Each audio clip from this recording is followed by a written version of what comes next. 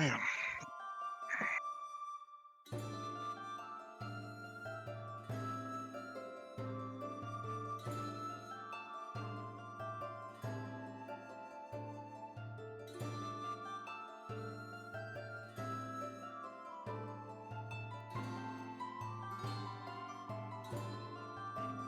I'm talking away, and I'm on mute. My name is Bob. I run the game. Super professional screen. This is Nanteleod's Legacy. The year is 499. For what, 7 now? 6.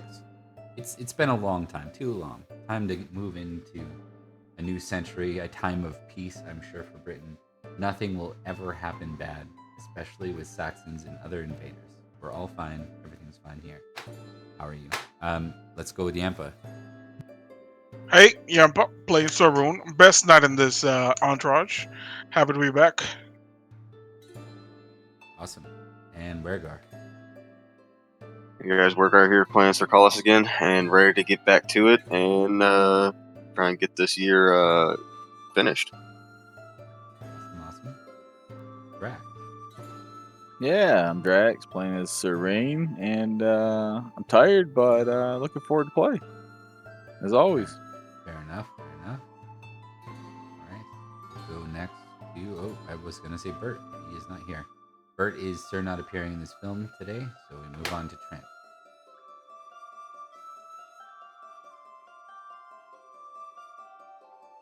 Might also be muted, actually. Oh, I'm muted. Nailed it. Because I was drinking tea. Hello, I'm Trent, playing Cerdic. Be nice to catch up with all the bros again. Haven't seen you guys for like a year. We'll get there shortly. And then last but not least, Cyberbro. Our new favorite squire / only squire left. But not for long. Hey, how's it going? Cyberbro.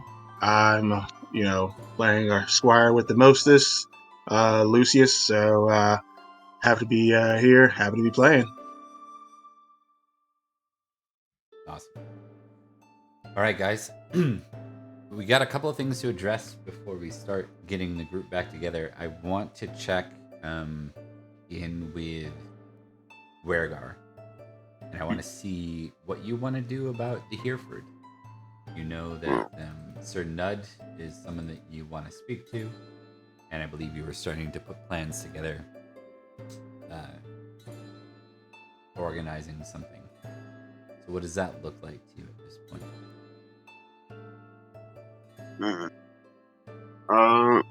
Well, after getting the Nanteleod's blessing, I think Cerdic would probably think that this is a low threat sort of quest. So I'm pretty sure he thinks that just him, Sir Rain, and Sir Rune could probably get it done.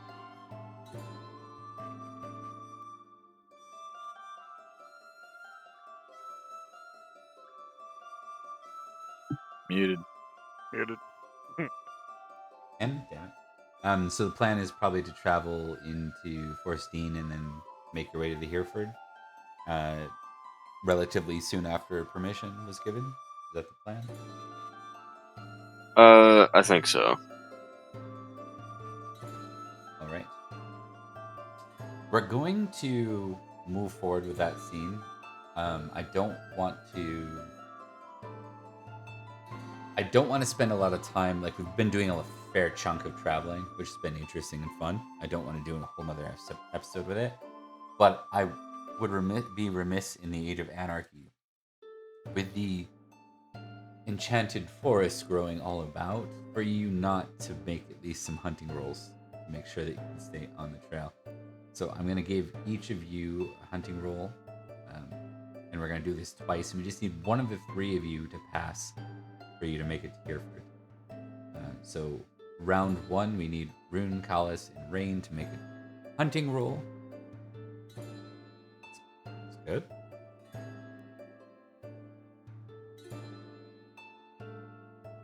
Okay. Yeah, you guys, it's still not straightforward. You lose a bit of time, but it doesn't take long to sort of like find your way. It's just not as straightforward to travel through here as it once was. everything's overgrown, and it's really hard to stay on trail. Like for some are overgrown entirely, and it makes it like easy to go off on a wrong trail. But you end up in Hereford, which is a small, I don't want to say city, but it's a settlement. Actually, let's see what this says. It's marked on this key here. Castle Town. So it's a castle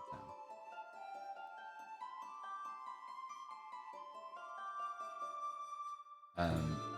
So as you're making your way in, it's got a Mott and Bailey, you know, wooden based structure, an older, almost like hill fort that is built on as you make your way in. And we'll kind of pick up with the three of you just as you're like, just about to enter.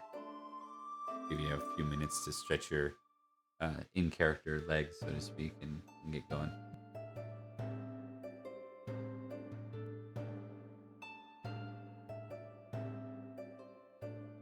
Sir Carlos will probably be yawning, and then say, "Well, hopefully we can get this matter dealt with pretty quickly." Here is hoping, cousin. And without bloodshed.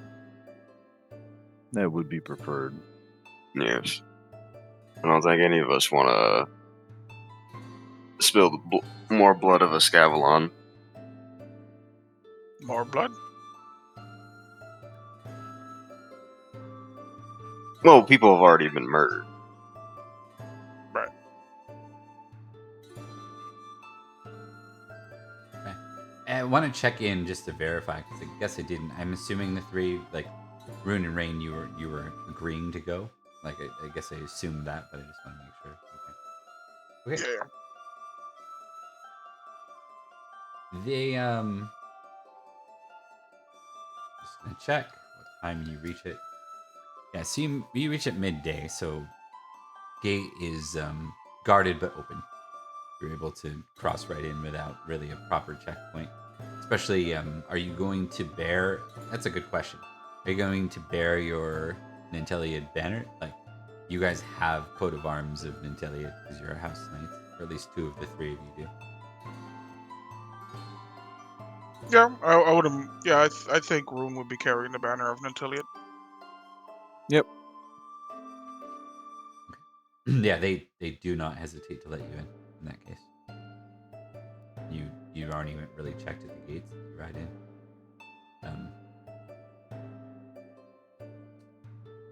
What do you want to do now that you're inside?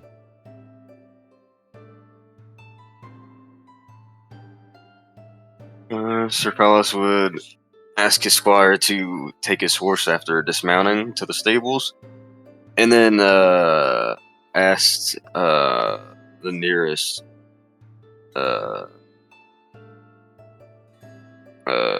servant if the lord of the town is in.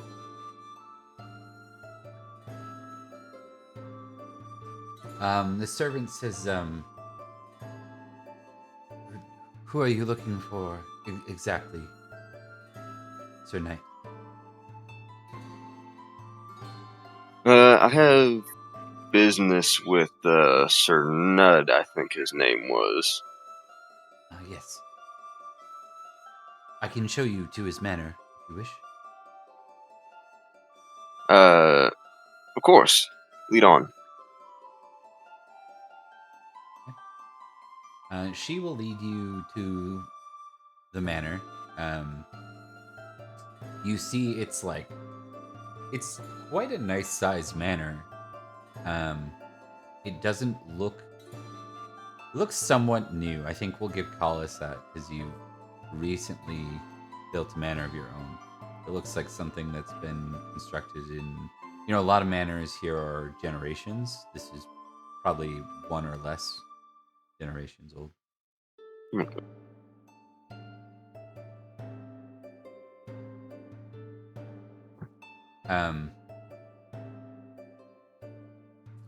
After a while, you see 3 men come outside.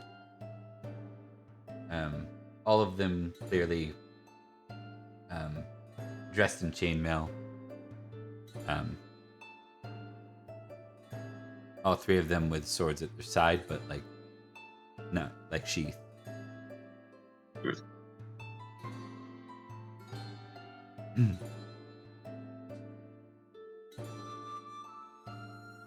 The main one, he looks to be maybe mid 40s, maybe early 50s, somewhere in there. A bit thicker frame, though it's clear he doesn't terribly keep himself as groomed. Looks a little bit more like a forest knight, what you'd expect that way. He steps forward, and the other 2 kind of stand at his sides. He says, I am Sunud. What brings you here? Sir Carlos will do a curt nod. I am Sir Carlos, and I have with me Sir Rain and Sir Rune. My I guess friends. I just wanted to ask you about possibly your whereabouts on an evening about a few days ago. Now, if I remember correctly, just real quick, for timing purposes, a lot of you guys were hurt. Were you waiting to mend a bit before you came here? Just in case. Throw it out there. What an odd question to say. What an odd question. Sounds mean, fine. Sir Rain needed surgery, so I mean, Yeah, Yeah, he we're did. both banged up. so I mean, he had to have that done. Why don't we without establish aggravating like 3 weeks? I mean, you're not expecting the person to run per se, right? So you can give yourself a chest surgery on you, Rain. Yeah, you're good, and then you get your healing rate back 3 times. Okay.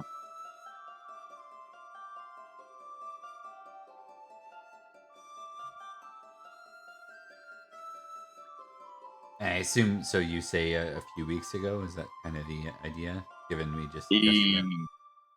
Yes. And on the topic of healing rate,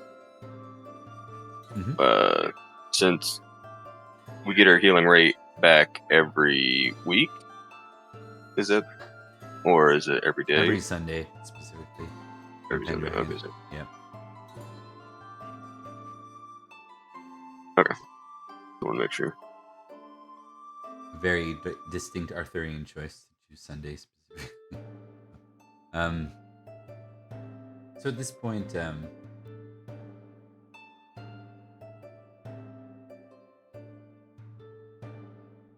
this is why I was here, hunting in the Forestine.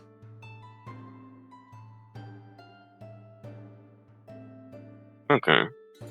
I only asked because our curiosity was piqued as we heard tale of potentially some poachers in the King's Forest, and it seems like they fled back to potentially this area. And as a local knight yourself, I was hoping I could get you possibly may know ne'er-do-wells within the area.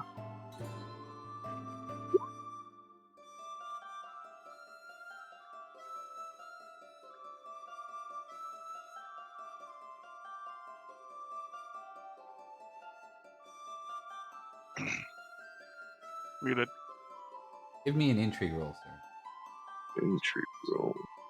Just over the table, real quick. You did catch the dude's face, right? So you recognize him. Yeah, you can also Yeah. with a +10 if you want.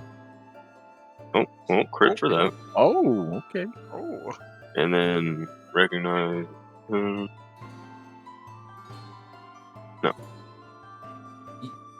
You don't really. The face of the guy doesn't seem to like stand out in your memory. You're like, I think it's him.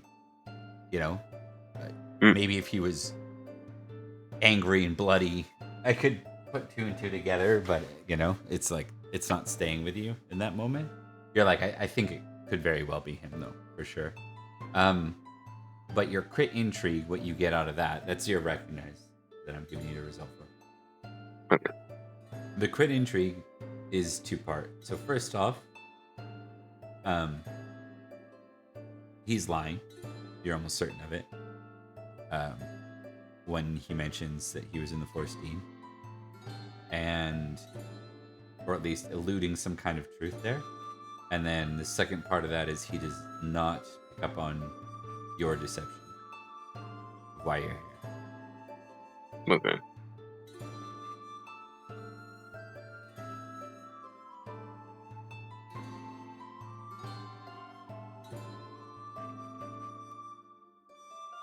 He says, well, we usually ensure that any sign of poachers on the king's lands are dealt with thoroughly. I can assure you that if there are poachers in this region, they've been dealt with. But the Forstein is big and confusing to travel these days.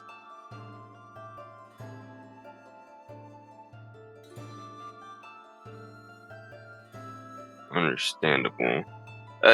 It's just that we've been tracking him potentially for a bit, but we seem to have lost his tracks about a day or two ago, so I don't think this person's been dealt with just of yet. You may know potentially of how they look if you know people in the area. Kind of big, brawny, always had sort of a scowl on his face.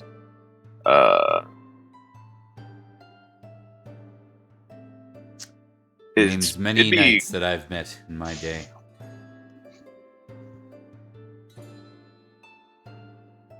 Anyone who partook in Uther's wars wore a scowl.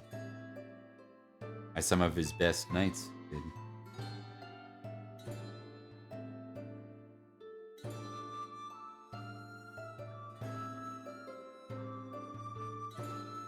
Okay. He'll say, if you are here for hospitality, then we welcome you in. Nanteleod is our king as well. You may utilize local resources while you track this poacher.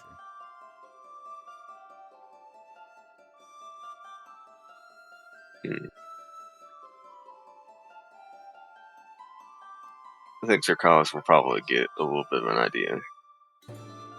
What if I were to say to you that one of the poachers was possibly one of your men? I would say it's very unlikely. Choose my men very carefully. And if I were to say that there was a witness? He looks around at the three.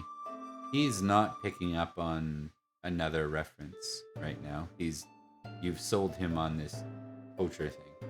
So he looks at his allies and says,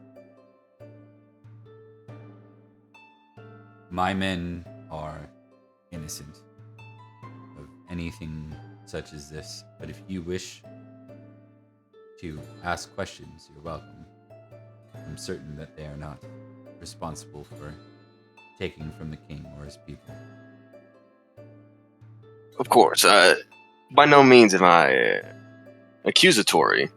I just wish to completely cross the name of Sir Mudd and his household out of the equation of the potential poachers. And in King Nanteleod's name and his blessing, I would ask if we could potentially see the men that are on the grounds. just to make sure. Very well. Are you the king? Or sorry, I said, are you the sheriff of Escavalon, Sir Knight?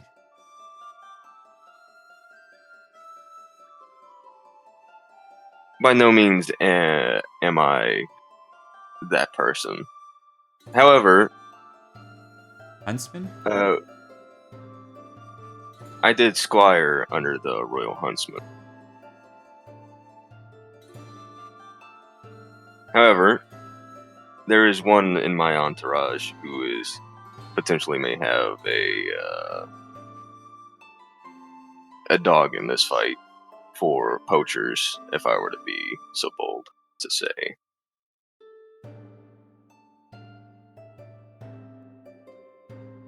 And I will one call, dog or he for looks to one of his for- men. He says, gather the men. And I'm just gonna see something.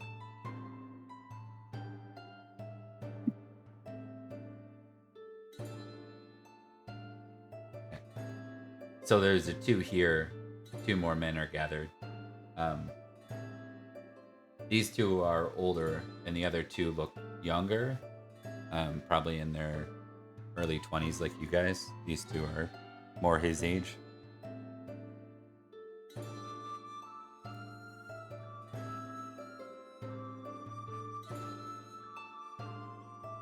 Okay. So there's now 5 knights in front of you, including the one who calls himself Sir Knight. And does Sir Ned seem antagonized at all, or He seems no? irritated. This is happening. And I think when his men do form up, he says, I will remind you that if it comes to a testimony, it is the knight's right to call for trial. And that trial may come to combat if necessary. It's a right of arms. I would also remind all of the knights present of our duty to our king, whose banner we ride under. He served Nanteleod, the same as you.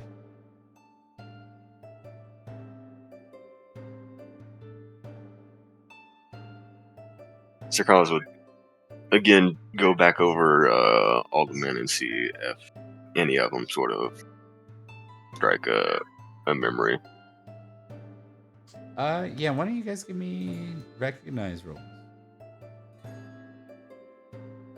All of us are just him. Good question, good question. Let's go with all 3 of you, actually, because you're all locals.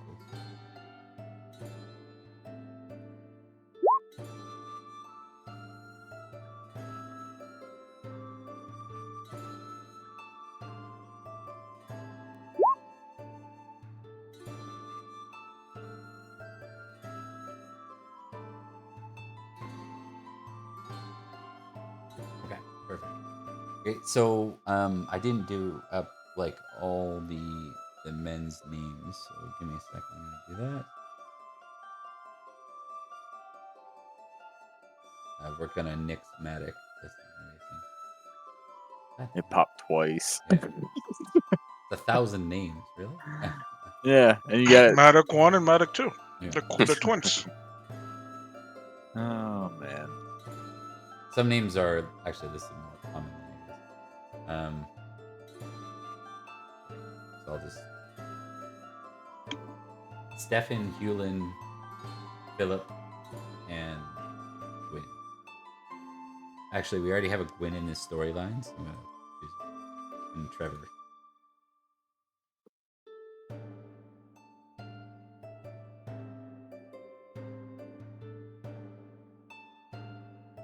Okay.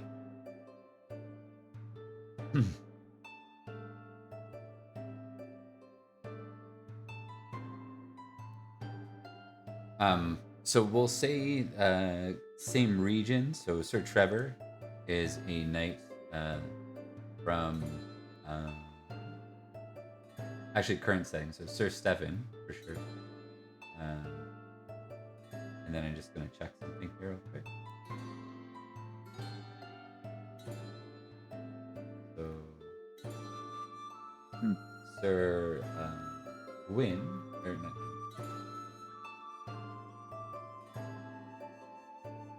Sir Philip, same region, is from Cheshire. Estragale. Interesting. Yeah, so Sir Gwyn is from Estragales. We'll say that Rune, you recognize one of them as a knight who visited from Estragales when you were a bit younger. So it's not in the recent exchanges, but it's a knight that you recognize from your youth. And then we'll say that, check one more region.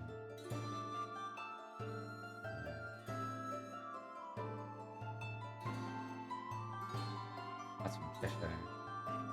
And then a fully random one.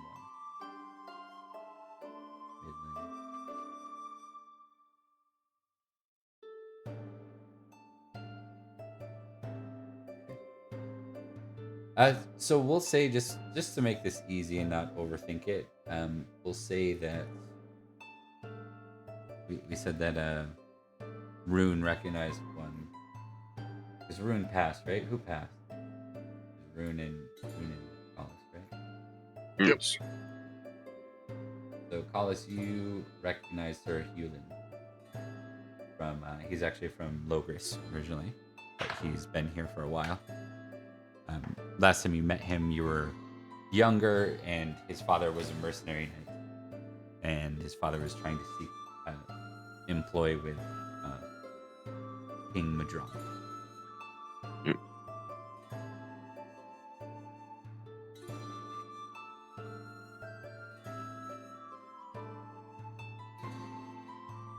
Okay.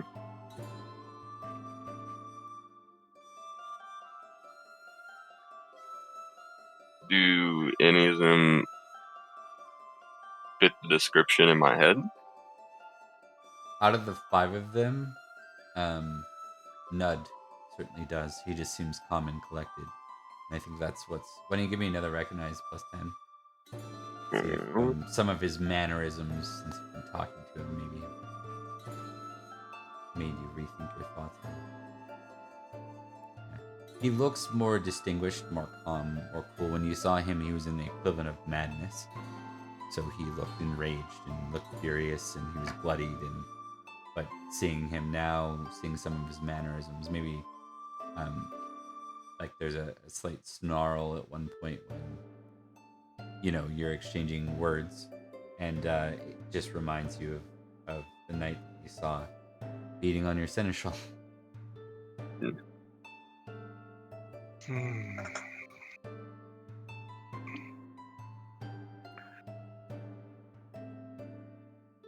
Now, this isn't playing out a certain way because you critted your intrigue, so he is bought into this poaching thing. Okay. Rain is just kind of watching Collis try to sort out how to do this because of the position that he's in at this point. Yeah.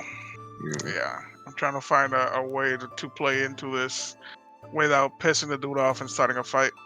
Rain is very much trying to keep his mouth shut because, this is not the approach he would have went with.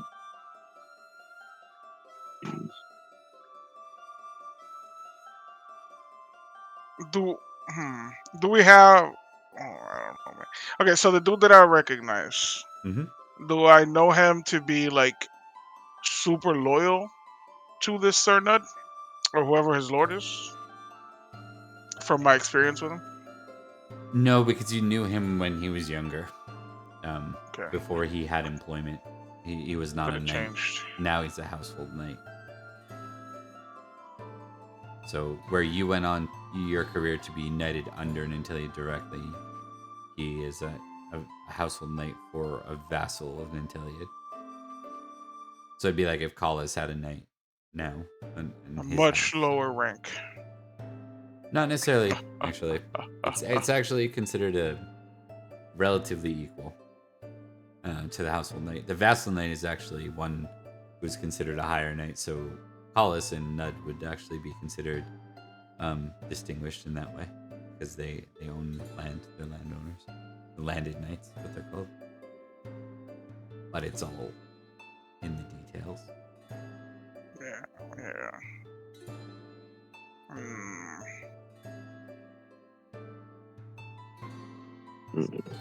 If you're not sure how to proceed, one thing you might consider is testing two traits against each other to make a decision. It doesn't necessarily even have to be directly opposed. They can be two things that are just like, which one's gonna leap out of Collis first. Or you can also say like, what's more important? Is it just, or is it yeah. Is it justly finding the one who beat on the person, or is it more suspicion, wanting to know the details of what this is all about? Like what is driving Collis might help in this moment. Then yeah, I'll do.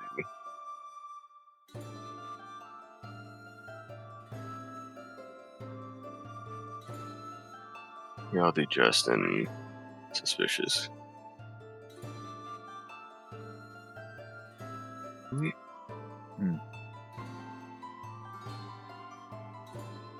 Oh, okay, we have our answer. Also, suspicious is 11, and trusting is 9 now.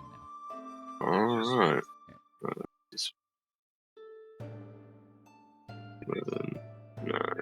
And you get. We should track Glory because Bert's not here today. So 10 Glory. Yeah, I'm on it. Oh, okay, thanks. Which is 2 so far, 1 for intrigue and 1 for suspicious. Both call us. Look at you go.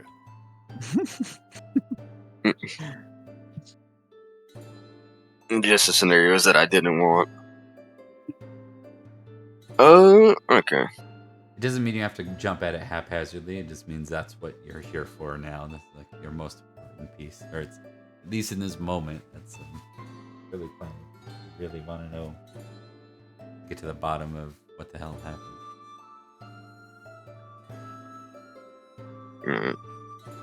Is that fair? I don't want to play your character for you. I just think that's No, that's definitely fair. Yeah. Yeah, I'm sitting here looking at my prudent versus reckless because it's like, yeah, this could go real bad. Okay. Sorry about that. Sir Collis will sort of walk forward. It seems I may have gotten my individuals mixed up from the witness. But Sir Ned, I would very much incline to speak with you. May we walk and talk for a little bit?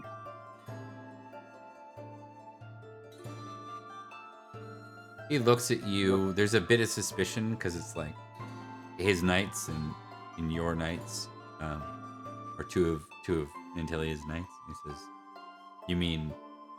He says, "Of course. Do you mean you and I, or?" Yes, just you and I. Okay. He'll walk with you. I think he's cautious not to walk like through Rain and Rune's threat range, if that makes sense. Yeah. Now I'm assuming we're kind of having a standoff, and then Sir Collis would walk forwards, and then Sir Ned would walk forwards, and then they sort of go in between them and sort of walk into his grounds or whatever. That's how I envision it too. So you're staying within his grounds, which he feels safer too. So Yes. I think the posture relaxes at least a little bit with everyone. It was kind of standoffish for a bit.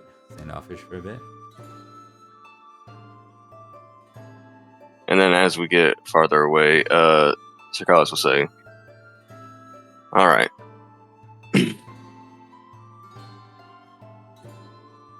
Sir Ned, I will not accuse you of anything. However, it seems to me that I'm not getting the truth out of, not getting the whole truth, if I may say, from what you've been telling me. Especially about your whereabouts a couple weeks ago. So this is not about poachers then? No, it is not.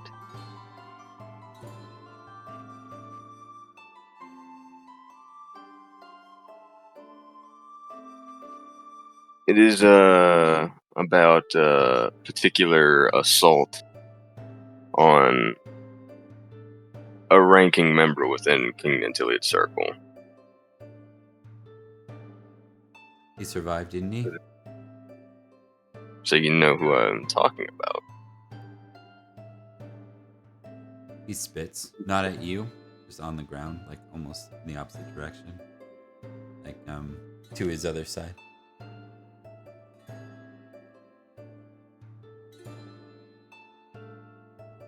I will only ask you because it's eating so badly at me.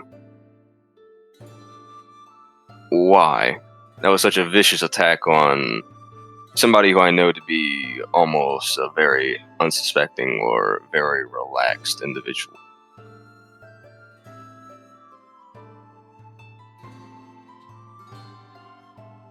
A liar, indeed.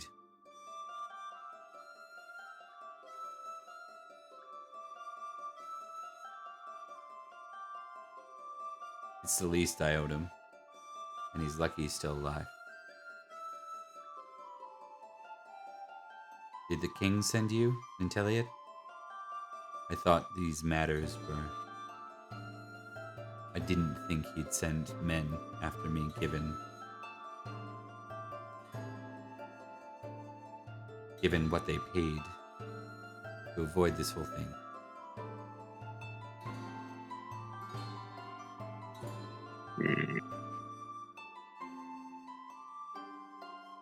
Well, King Nanteleod wants justice, as so do I, for the assault on the Seneschal. And I had his blessing to talk to you, not accost you, just talk. To figure out why and who.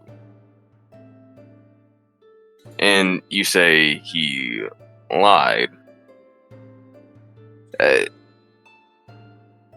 Us knights lie day to day. What is one more lie from a seneschal or a ranking officer? Knights should hold honor, and they should be above lies. Some dabble in it more than others, I suppose.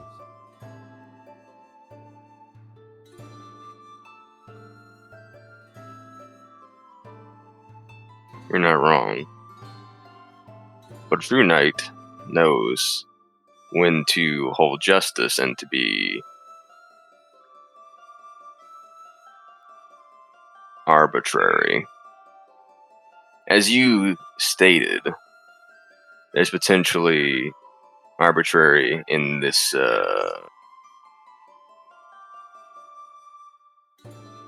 potential scandal that's happened. Who What would you know are about you? scandals?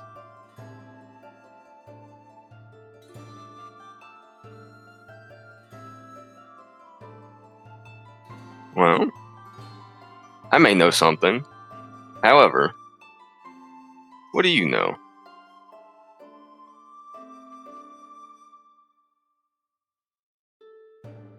I know the old king paid me long ago.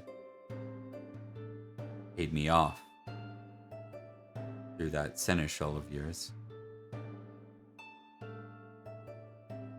That's why I'm a vassal knight. That's why I'm here.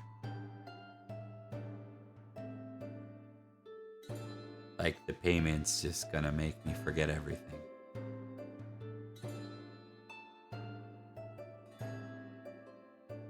I came to feast in Escavalon for the first time in a long time. Seeing him there.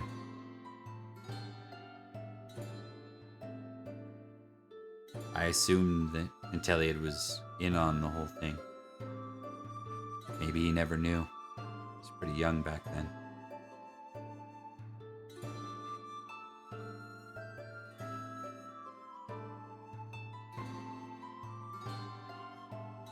I heard that you had potentially you and others, other knights of Cermadron, had a potential falling out. Is this what you speak of?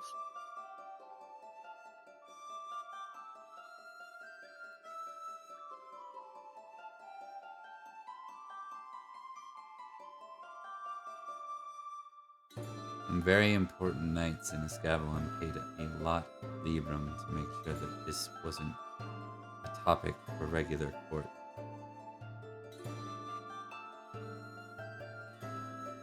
Are you certain you want to know more, Sir Collis? Did you introduce yourself as Collis yet? Out of character? Yes. I introduced me and Sir Rune and Sir Rain.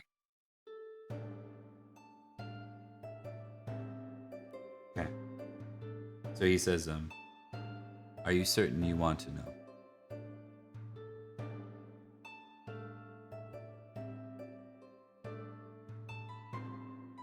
Under normal circumstances, I would assume I would be potentially arbitrary to this whole, he'll wave his hand about, scandal. However,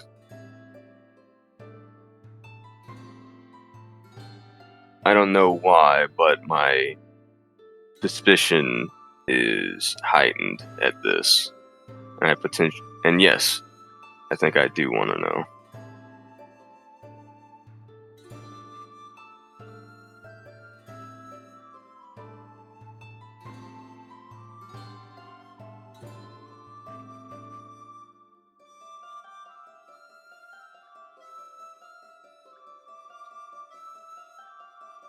Very well.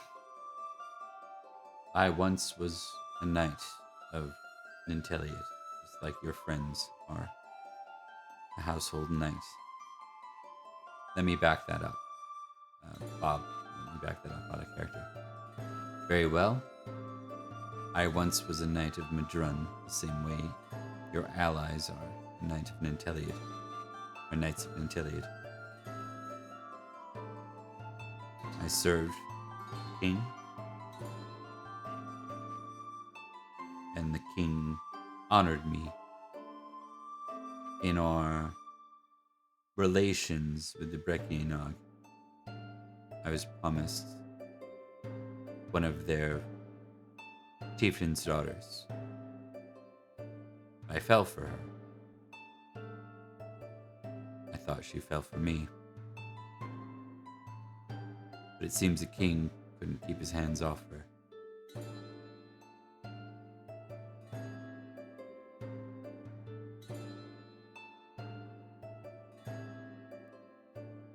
There was a child, a daughter. Oh, I know not where she is now.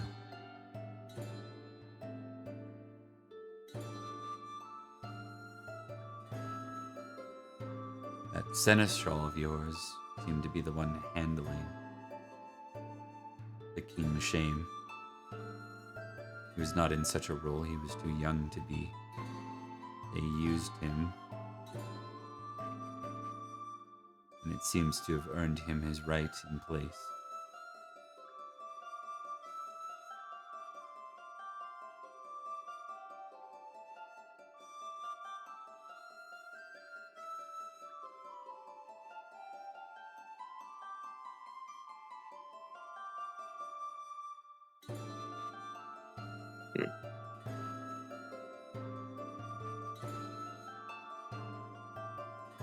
Hmm.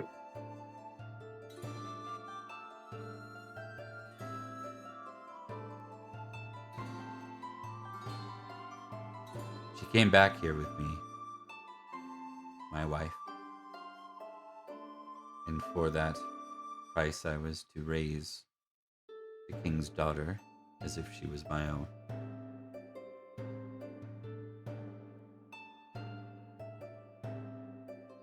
And to never mention a word of it.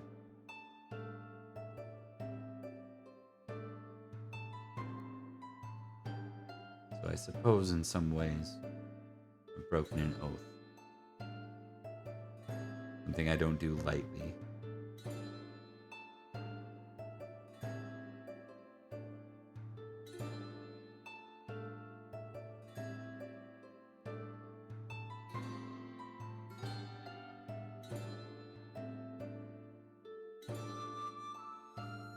My daughter, Lenny, she...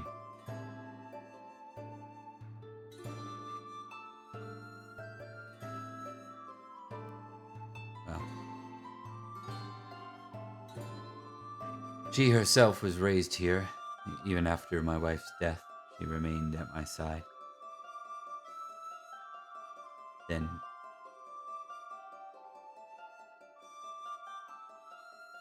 she went to visit her grandparents in Brecon.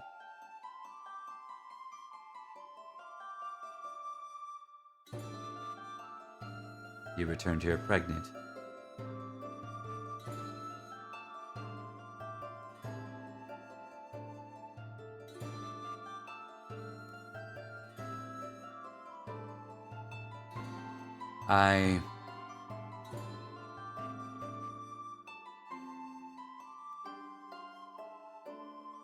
I could not cast her out for it. But a few years ago, she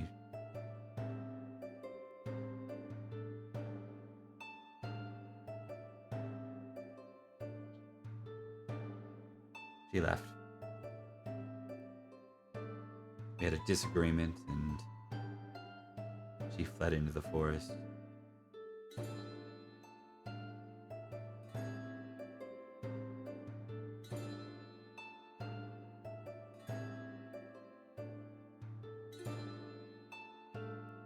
So yes, many of Madrun's knights left when they learned of the king's shame. My friends, my allies.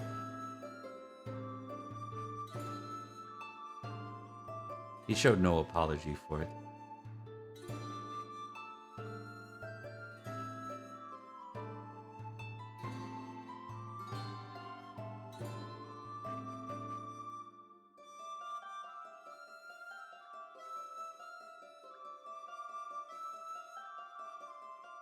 How did your allies come by this information? Did you publicly state this in front of the court?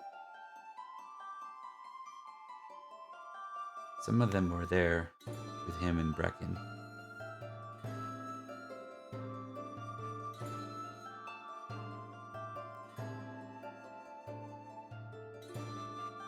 We had different relations with the Brecon then. It wasn't as hostile. Or at least that's what the king had hoped for.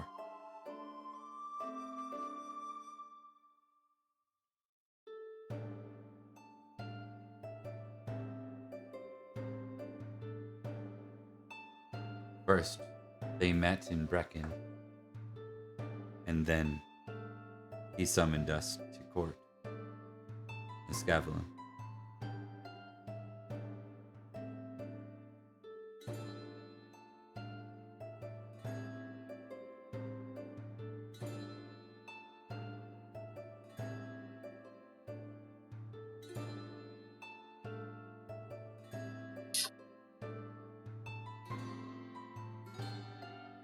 I must admit, I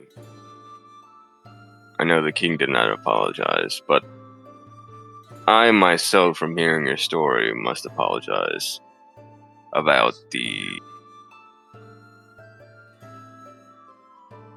scandal of all this and what you were put through, as well as your late wife. However, I must say, you still almost killed one of the king's officers. Even though, as a noble and a vassal knight, this is a high offense, you still must see justice for this. If it is not me that will do this, as I said, I came for information. then the king almost certainly will send someone. I hope you know. We will see what Nanteleod does. But if it's you who will enact justice, let us do it now.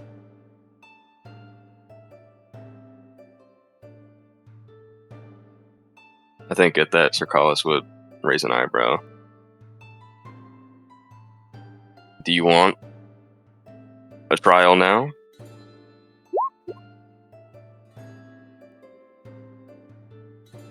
If you are here to enact justice upon the king's name or the seneschal, then draw your sword.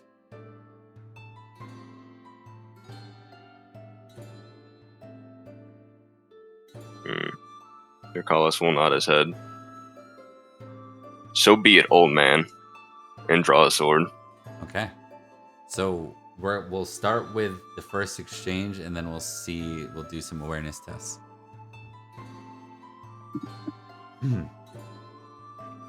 Alright.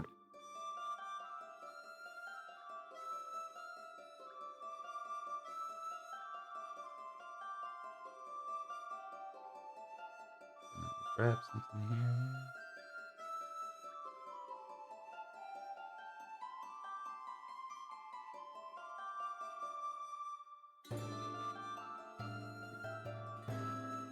Couldn't resist. I really couldn't. Uh-huh. Good. Good given to the hate. You can do it. Cut his fucking head off. Don't forget the slow kill at the end. So Man, I really am in the wrong crowd. swords, armor, and shield, sir. What do you want to do here?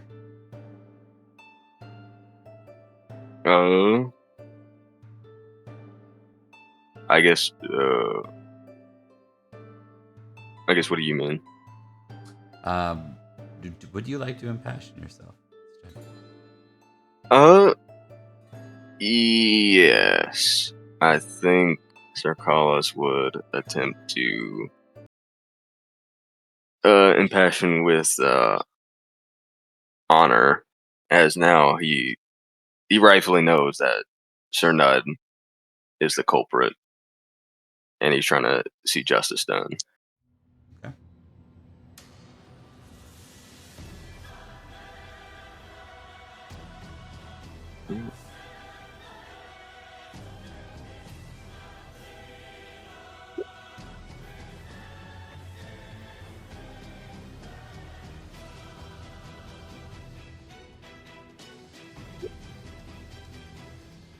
Alright, sir. His sword is out. He moves slower, but he's still very big for being an old man. Clearly, still got some hurt to him. Alright, so now we exchange swords. Let's see how this goes. I will note his number is only where it's at because he's impassioned with honor. Okay. And it's a +5 after impassion, correct? Correct. Okay. Alright, you succeed at the first exchange. Please do your damage, sir. Now this is where damage becomes important because you gotta get above 16 because you both are very unlikely to fail. So it's just a matter of who gets higher and then or crits, right? And each time you want to get above a 16 to do any damage. Alright. Oh, he braces with the shield, but you get a better swing than he does. Rune and Rain, I need awareness tests at. We'll do -2 just from the distance.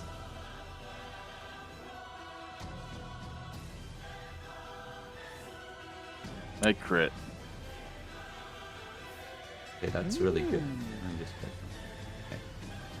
I think, Rain, you're gonna be a step above everyone. I will note that all 4 of their fucking knights heard this, or 4 of the knights. I guess I didn't test the 5th.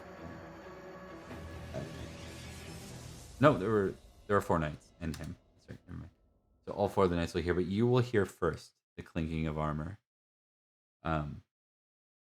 We'll say that you even hear kind of just the repositioning of the feet. Like you know that someone is moving in armor, almost like maybe the shield and the shield comes out. It's that kind of thing.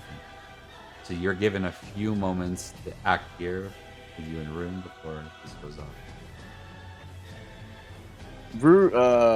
Rain looks to Rune a moment, and then at the other knights that are here, and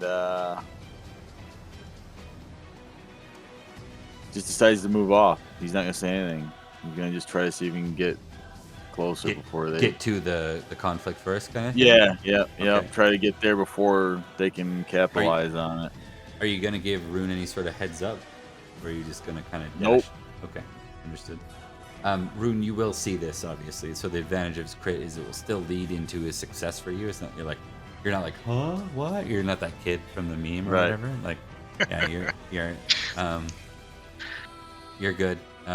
You will follow suit here, or sorry, you may follow suit here. What would you like to do, Rune? You see the 4 other knights. It's almost like, when you hear a fight in the distance, you're like, oh shit. Everyone's like, oh, what's going turning down? to run that direction with Rain at the front by an entire movement round. What would you like to do? I'll follow. I'm not really knowing what's going on, but I'll follow with hand on my sword hilt. Okay. All right. We will go to round 2 before. We'll see. It's gonna take. You've got 2 more rounds. It'll go off Collis before anyone gets there. So. Okay. We will. When you're ready, you're still impassioned. Just to remind you that when you're not in a big battle, when you're in like a scene like this, it's for the whole scene. Mm-hmm. This is not happening over hours and hours.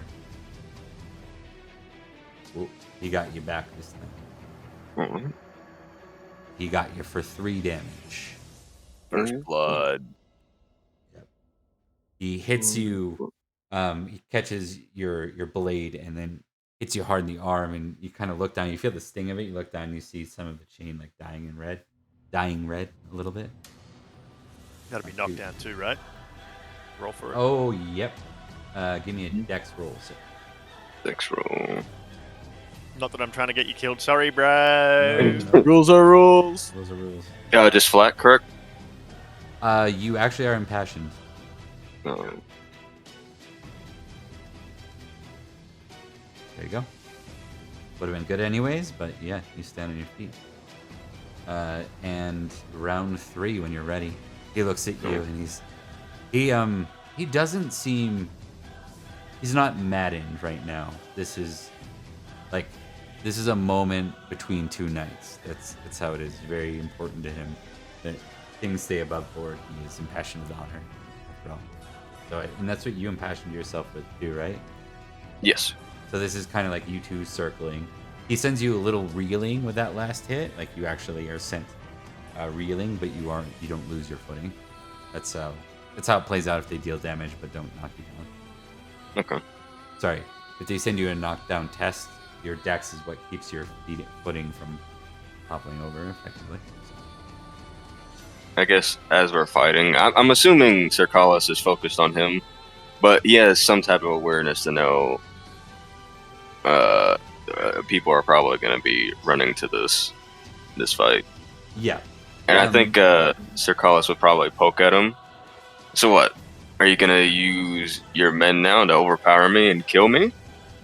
Or are you actually going to fight this like the knight you are until the king's justice is done?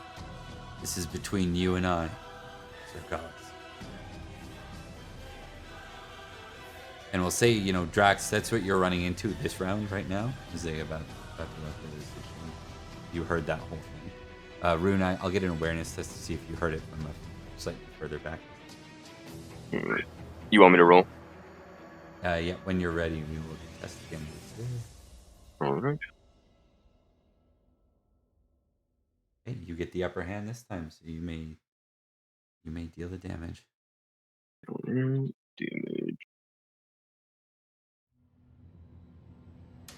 Oh. Uh-oh. Uh-oh. How did you manage that? You just like roll all ones? Yeah. Yeah, almost all ones. Almost. We'll Holy say he cow. catches it with his shield. And then... You've only got 46. Yeah. That's a do problem. you have any banter That's in a problem. exchange before the next one? Let's see.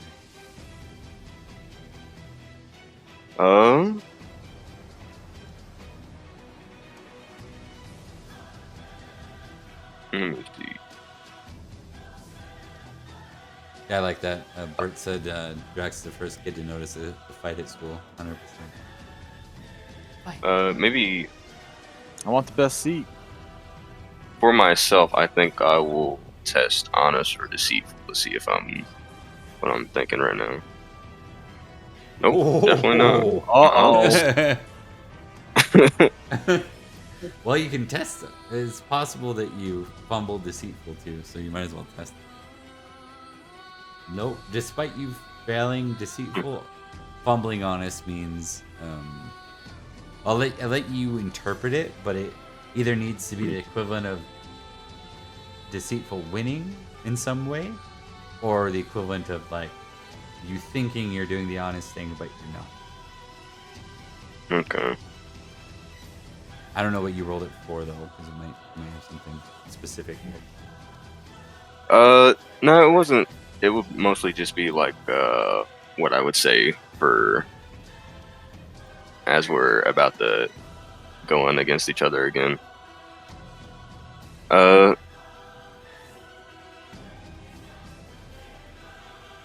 I can't think of anything. You wouldn't be trying to lure Rune or Rain into this fight directly, would you?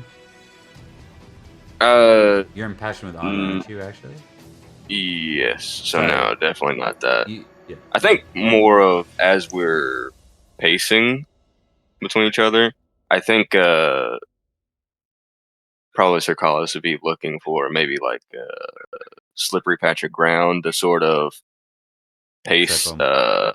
Yeah, to try and trick him.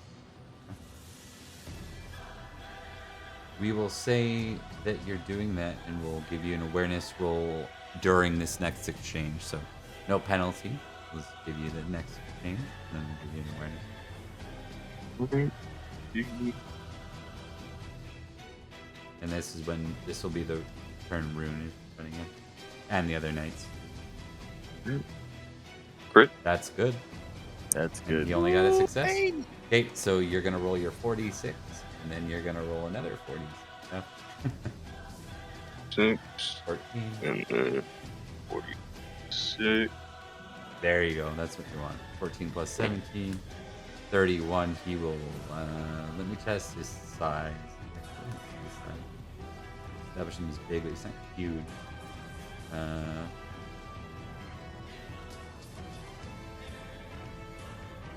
17. I guess he's pretty big.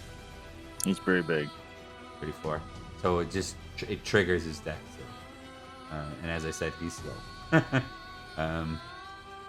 But he is impassioned. Oh, just barely. He realizes you're like he's just about to fall, but he remains standing. That is, however, still really good damage. 31 minus 16. Took 15 damage from that one. He's not feeling real great. Right. Not a major wound? It might be. Just need to remember what triggers major wound. It's a hit that is equal to your constitution or greater Yep. than. Equal to or greater than your con. I will do this. I will determine his con right now. And I will factor in the fact that he is Henry. So, Yeah, plus 3, 18. He's con. good. He's a big boy. Yeah, know he's a it's- hardy guy. I did establish him as big. Yeah. Yeah. 35 points, big boy. Yeah, it's still a lot of damage. He's not doing good. He's just short by 1, right? Of major wound. So, If he had gotten one more, he would have made it in there. But he reels and he kind of moves back up. Rune, you come into the scene just as Gallus lands this big blow on him. And you see that he's now kind of bleeding from his torso. You see it dyeing his chainmail. Not Gallus, Nut. I will turn real quick to Rain and Rune to see if either of you care to act in this moment. Well, I have no idea what's going on. I don't know Yeah. that it's a trial by combat. Yeah, you Rain, see these two fighting each other. Yeah, Rain. Yeah, Rain, since he kind of got there a little bit ahead, has kind of sorted out what's going on and turns to kind of keep the others from interfering. And he What are you warns going to them do to that, do that? What do you say to Well, the household knights? yeah, I was getting to that. He's does no man draw their sword, no knight. This is a battle of honor between two knights settling their dispute. A trial of combat by combat.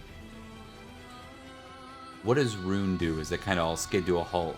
I think their eyes they see what Rain's doing. Rain's saying this is a trial by combat. I think they're curious what Rune's gonna do in this moment.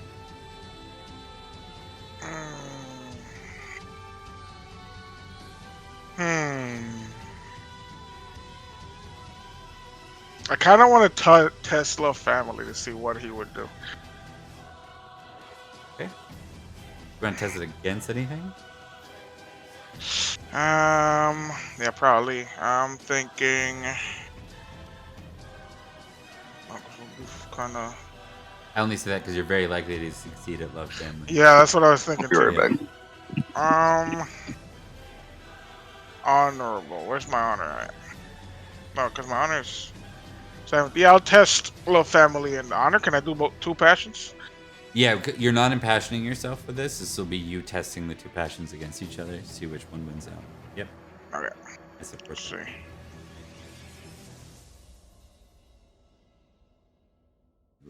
So neither failed. What we tend to do is leave it to the player's interpretation. If the player is uncertain, they can go with a higher number. But if both succeed, then it's your call. If both fail, it's my call. That's how we tend to do those ones.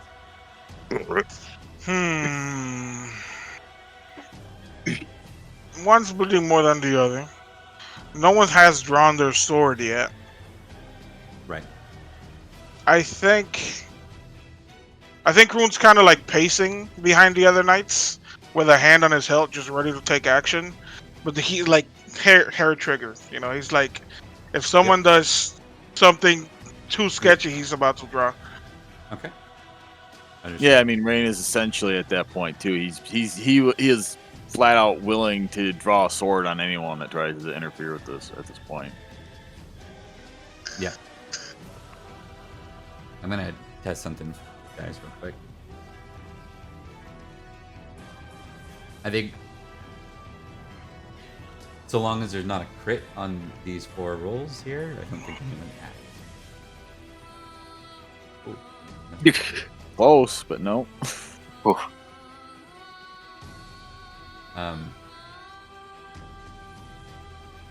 We'll say one hit arrived with the sword out. Right, like he had run with it, and when he hears this from Rain, he like tosses his sword to he disarms himself. That's the fumble, by the way.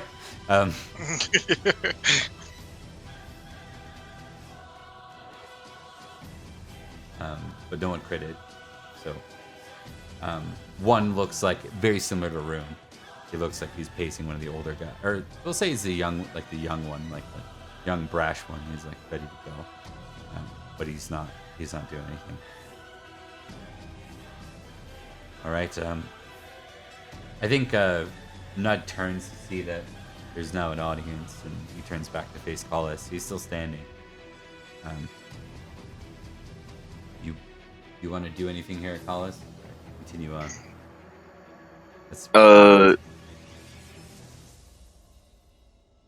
I think. Well, do you want me to make that awareness roll first? Yes, please do. Okay. Yep, you notice that there's a crowd now. So does Nud.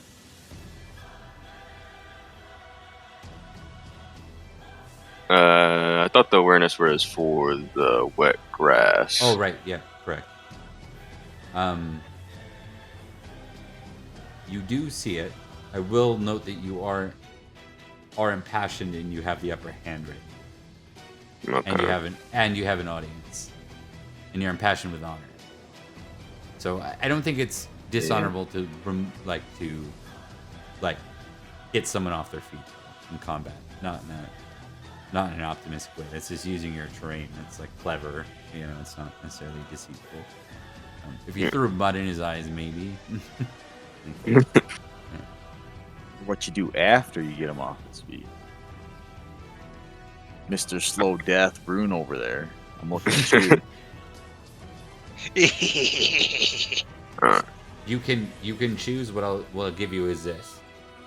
You can choose to split your action, at which you can take, you still have a chance at your shield if it doesn't work out. But to make him leave his feet, I think you're going to be comparing your strength versus his dex. I'll remind you, his dex isn't terribly good, but he is impassioned, so he's got 13 in it. If he should beat you, he can still get his swing off on you. And you'll be able to contest with your whatever you split by if you want to do it. Okay. Or you can all in on tripping him, which will put him down this round, and it's kind of like which way do you want to approach that?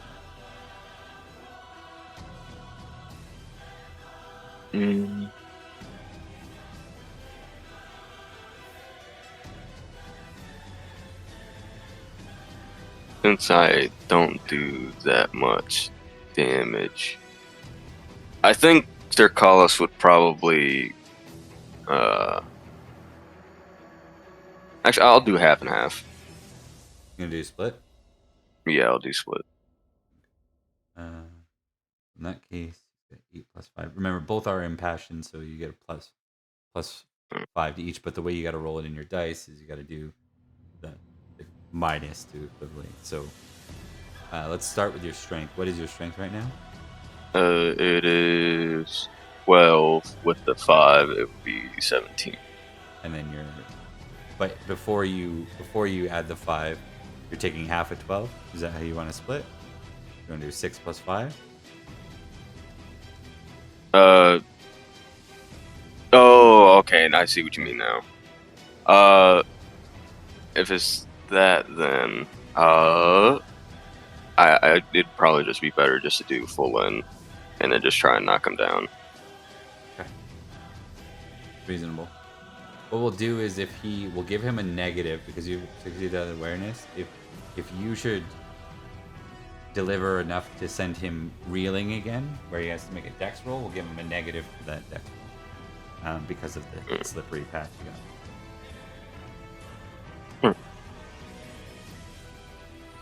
So, when you're ready, sir, give me your swing. All right. Ha! Look at that. There you go. You've got the better swing. You go ahead and give me your damage. Maybe you'll get a high one this time. Nah. All right, you test his strength again. He's got good footing still. Okay. He takes a deep breath and he's ready for more. Whenever you're ready, let's keep the momentum high.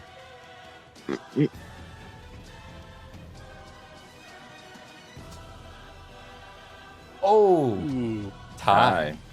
Yeah. So both wielding swords. Trying to remember what the both wielding swords tie is.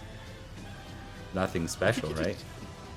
Like it doesn't. Yeah, I think doesn't rules break. is written it's just nothing. Some people say it's D3 damage or something like that. You both take D3 plus armor. I can't remember. Yeah, we've done shock with crits. So yeah, that's right. We do 1d3. So go ahead and roll a d3 for me, Collis. So you take like shock. Basically, you're both just clanging into each other full force. He takes 2 damage. You take 1. So he's at taking 19 damage so far. Trent, do you want to see what, based on his con and size, what his unconscious is? Yeah. But I don't think it's yet. It won't be 19. It'll probably be very close to this, so. He's, like, pretty hurt now, Hollis. You definitely have the upper hand.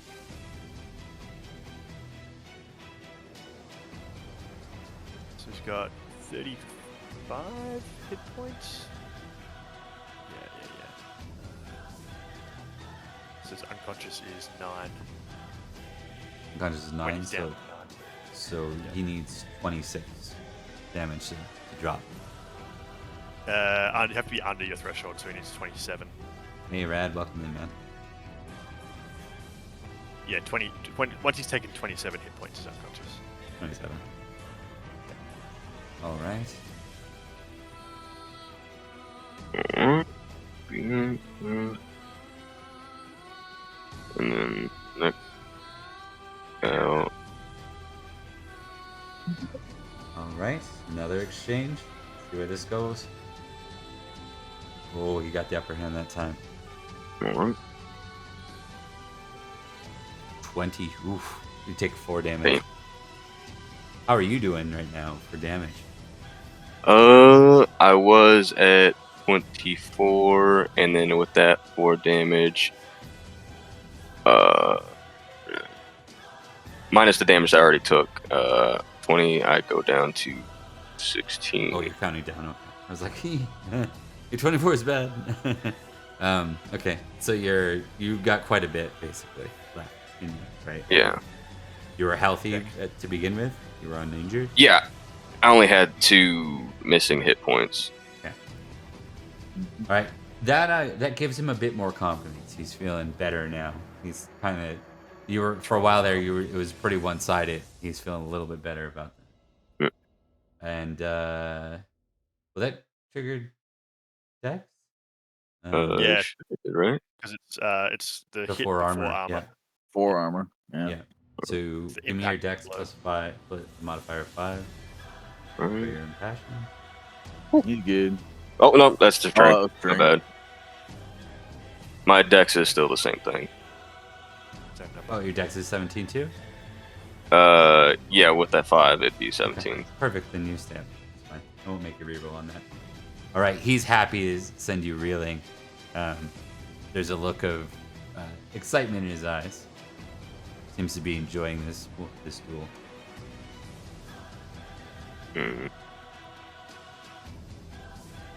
To make him not enjoy as they're circling, I think Collis would bring up, do all your men know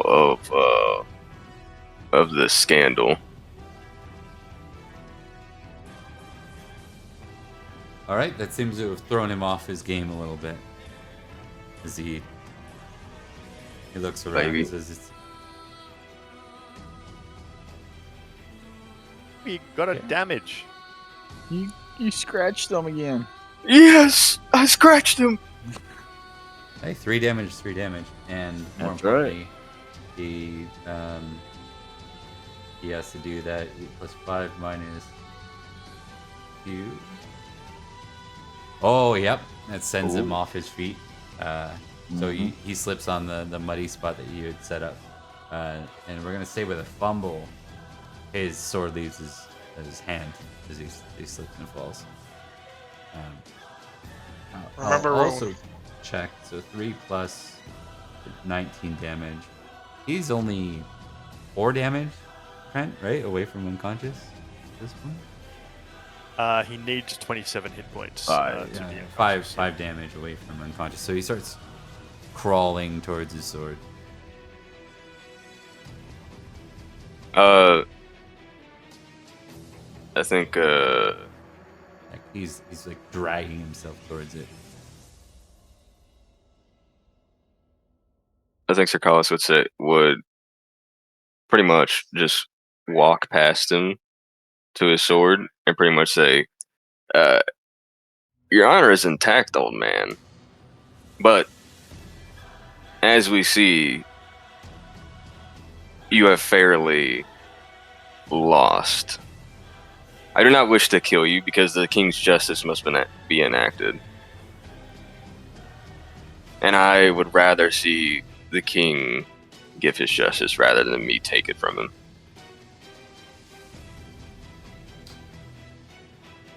give me a dex roll. I will give you this. Trip You his can ass. also use a sword roll if you'd wish. One of the two. No, I'll use a sword roll.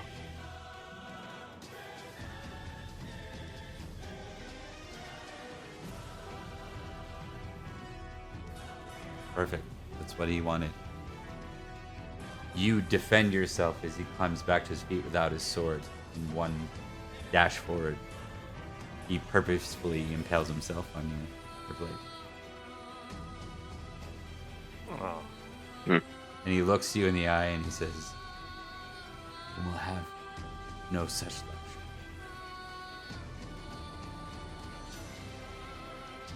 And then he kind of falls forward into you.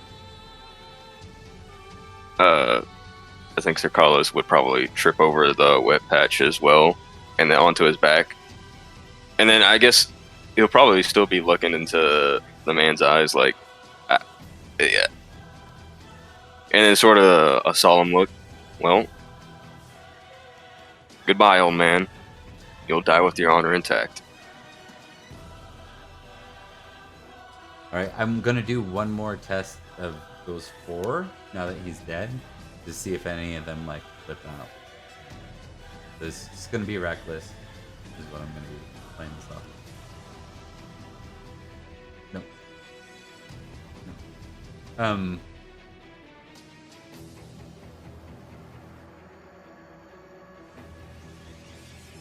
Three First of one them. failed. I think 3 of them.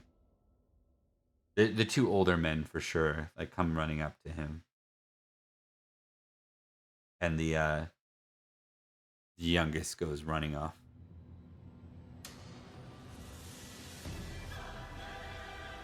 And we're gonna cut scenes there, I think, guys. We've been here for a long time. It was long but necessary, and could have led to a character death. So we had to play that out. Congrats on that. You'll get honor for that duel.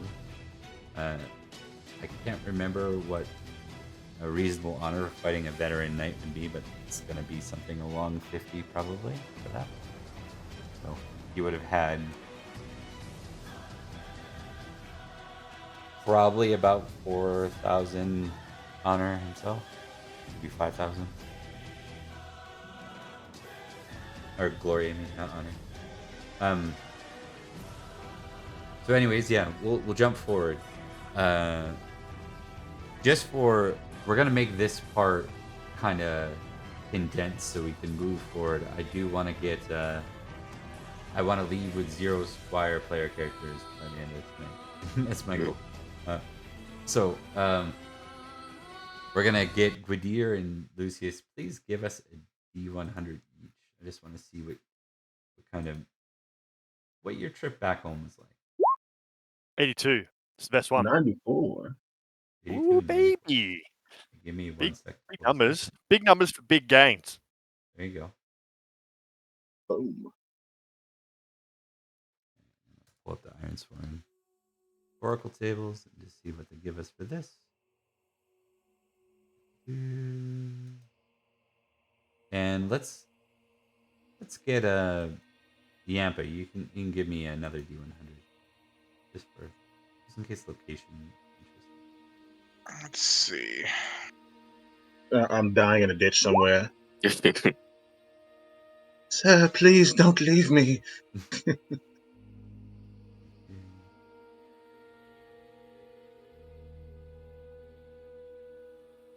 That's great. And that's perfect. So you guys end up along the way, it was a pretty uneventful travel, save for Lucius and Gwydir at one point were absolutely convinced. You know what we'll say actually, because I got something even better, because we've got our friend Bert who's not here too. So Cormac is separated because at one point you end up in a debate with him, both of you together. You're like, this is the way home. You're in a thicket. And he is like, no, this is the way home. And you guys end up arguing with him on that. I want Lucius and Gwydir, please give me your hunting roll to begin with. Lucius is a renowned hunter, as we all know. Got him. All right, let's see. Hunting roll. Submit. Okay. Renowned You hunter. idiot, Lungus. What are you doing, mate? We'll say that all that roll is it's Gwydir's Gwydir's the one to find the right path, but you end up, Lucius, you end up with in support of Gwydir, like you're right, that is the right path. And Cormac's like, no, it's not. This is the right path. As a result, you separate. Now, I need to know what drove you to separate. Like, was it the pride of knowing this was the right path and being right? Like, what was it for you? And for Good Lucius, what is your reasoning for following Gwydir? We'll establish that you do follow Gwydir just because that gets you home and doesn't have to wait. Considering I have a famous love of family, it would have to be something stronger than that. My pride isn't stronger than that, but I am proud. Other things that are high love that I have is for Lyriathar, of course, and Loyalty Lord. So, Loyalty Lord, you haven't been home. You're on a task to. Yeah. The task has been fulfilled in your eyes. Maybe is that fair? Like you followed him to. He succeeded. Yeah, I've got him home. Are we in Escavalon yet? We'll say that. Yeah, we'll say that you're through. I think that makes more sense, right? Because you wouldn't just leave him in a foreign land. So we'll say it's between like. You're probably in Glevum more so, but you're like really close. Like you're basically at that. Has to be in a thicket, but it doesn't have to necessarily be in a forest. We'll just say that it's on the border between. Yeah, I got you guys on the right screen. It's currently just there we go. Yeah, so I think it's probably just like, look, we're home. I've done the job. You're off just finding Jesus in a thicket somewhere. Carline's just over the thing over here. You know, I haven't seen my king, who I love more than you. You know. What about Lucius? Yeah. What is driving Lucius? Now you're convinced this is the right way, but what is it that's driving you to choose this over, say, the pilgrim? I think we're back in our home country. We're back in Escavalon, and Sir Quadir he's very convinced that this is the right way to go, and I don't know. I don't think Sir Cormac has been like the best like pathfinder this entire way, and we're back, so my duty is done. So Sir Quadir is probably very forceful, and Lucius just acquiesces, just like, okay, I saw some birds going that way, and there are spooky shadows down the way Sir Cormac is going. So he's like, you know what? Let me go with Sir Quadir. Okay. So in that case,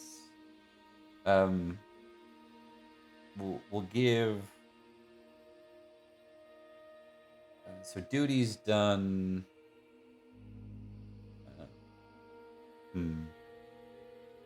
Almost like logic. We're gonna give you a tick on trusting Lucius, and Gwydir will give you a tick on. Are you comfortable with a tick on proud, even though it is not necessarily about that? It's like I have one already, but do you? That must make sense. Yeah. Otherwise, maybe energetic. Same kind of idea. Like, let's fucking finish this. Yeah, you should probably honestly. Gwydir should just always have an energetic. I feel like. At all times. Yeah. Okay, so that answers that question. Off you go, and I do not have the hard stop I thought I did, guys. So I can go a little bit later tonight. I'm gonna take just a 2-minute break and fill up a water bottle because I'm like pretty parched, and then we'll do some vignettes and then kind of close with the Christmas feast. Sound good? All right, guys. Hell yeah, we love feast over here. We'll be back soon.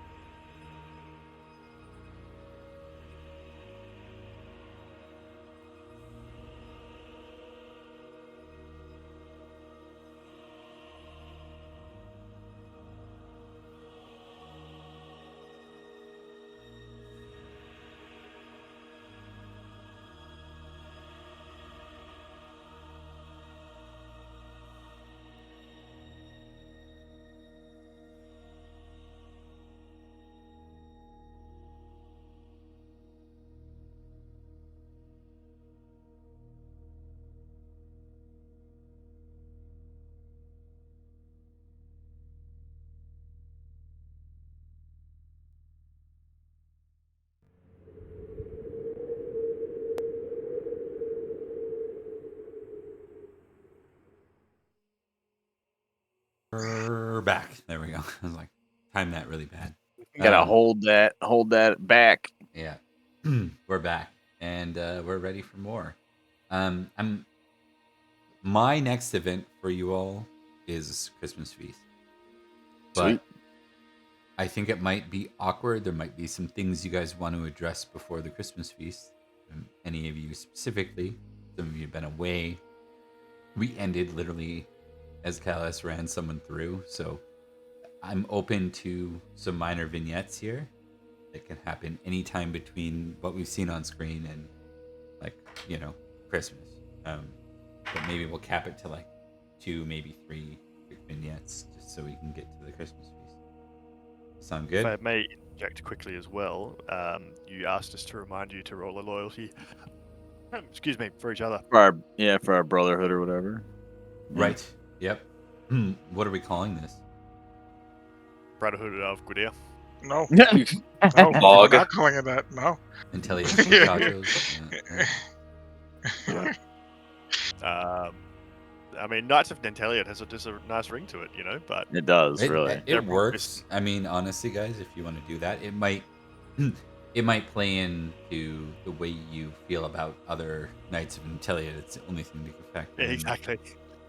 No, we don't care about them. We are the knights. We are the knights. Yeah. You call it the inner circle. Oh, I like that. I like that a lot. Yeah, I mean, you guys can call it whatever you want. And I then, mean, what other cool things have we done together? Mm. Knights of kicking the hell out of mountain barbarians. Yeah. Yeah. Knights of Raid. The raiding ones.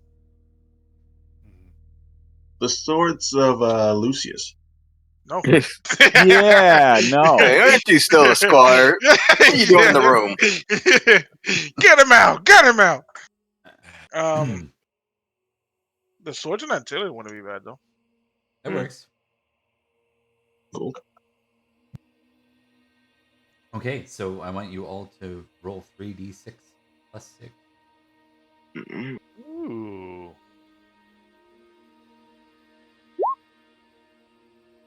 I'll take a cheeky 18. Nice. Same. It makes You got sense a that 19. Lucius is like, I know some of these guys. Yeah. I'll take a 17. Yeah, it's good. Oh, look at that rune. For Lucius, I didn't roll it right, so it did the 3d6, but it didn't do the plus 6. Oh, yeah, good point. Oh. So even Oh, bigger. You'd actually have a 19. Yeah. Okay, so I will That remind you makes it guys too that these things will, when you get two really high passions against each other, they begin to pull at each other in conflicting ways. So it's possible that one might drop the other, things like that in your decisions, kind of how we play the ball. And that's a passion. Yep. Loyalty. Or love, actually. And I'll let you guys decide which it is. Say loyalty. Hey, loyalty. Yeah. Loyalty. You guys are cowards. I choose love. Swords. Okay, he wins. Gooder wins. Okay, fine. I'll love you guys, I guess. Love. So it'll be love, Love Knights of Knights, Nanteleod. Knights of Nanteleod. KON. Knights of Nanteleod. I thought it was Knights of Swords. Swords of Nanteleod, wasn't it? Swords of Nanteleod. Oh, yeah, sorry. There you go. yeah. Son. And fucking Cormac uses a hammer. Idiot. He does. He can't. He can barely use it. Come on. That's true. Yeah. He does. True. He can barely use a sword as well. Whatever. Yeah, he can barely fight. Come on, let's be honest. Jeez, throwing him under the bus, man. I'm just. It's true. No, man. I know it's true, but True. come on, man. All right, I got that set up. All right. Cool. All right. So, yeah. So that aside, any key vignettes, anyone, if there's nothing strong, like if no one's like, we don't have to fill that space. We can literally go right into the feasting. Sir Rain doesn't have anything related to the incidents in the wood to really speak of, unless he's approached by something. So if you want to save time, you can. The only thing he'd be doing would be, courting Lady Illyri. Saroon doesn't have anything big either. I think he'd be more looking off after his wife, his daughter, looking after, like trying to like see how his bastard son is doing, and the 2 squires that he has under his fucking wing right now. Okay, I like it. Yeah, Lucius doesn't have anything going on. He's just reading a bunch of books in Latin, trying to get that Latin score up. I like it. I think I would take Finnegan to go and visit Lyriathar and my son, because he wouldn't have seen her for several years, and they had that whole like trauma bonding thing in the forest. They did. Yep. So, fair. and also I have I've sworn to protect him as well. So we'll take him on a little quest to see Lyriathar and meet my little boy, and chuck him in the river. Your boy or All of them. Both. Yeah. Sink or swim. Two boys enter, one boy leaves. Okay, what about Collis? Sir Carlos would probably just be something small, like he tells King Nanteleod what happened in the forest and that he found the culprit, that sort of thing. And then probably go check up on his lands in the meantime, because he hasn't actually been there. That'd be about it.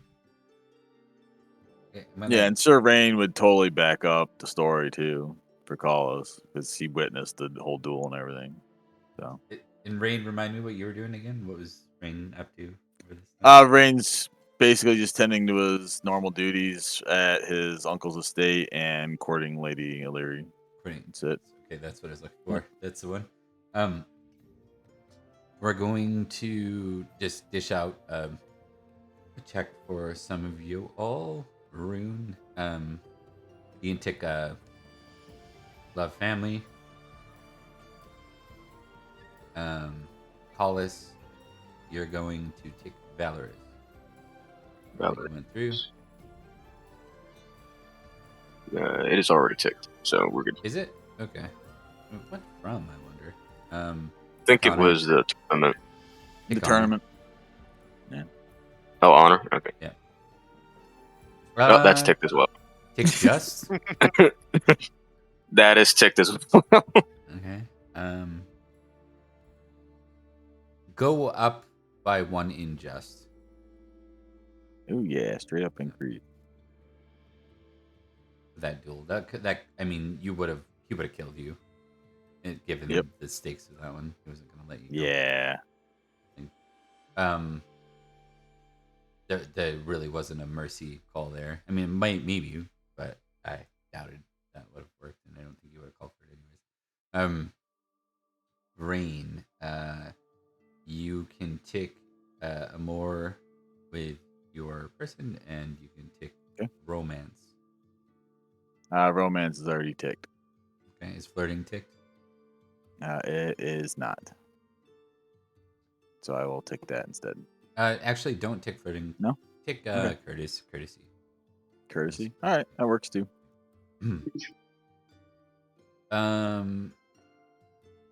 Gwydir, obviously the love for I can't ever say her name. Lyriathar. Of Big the love for forest that. Havage. Yeah. Yeah. And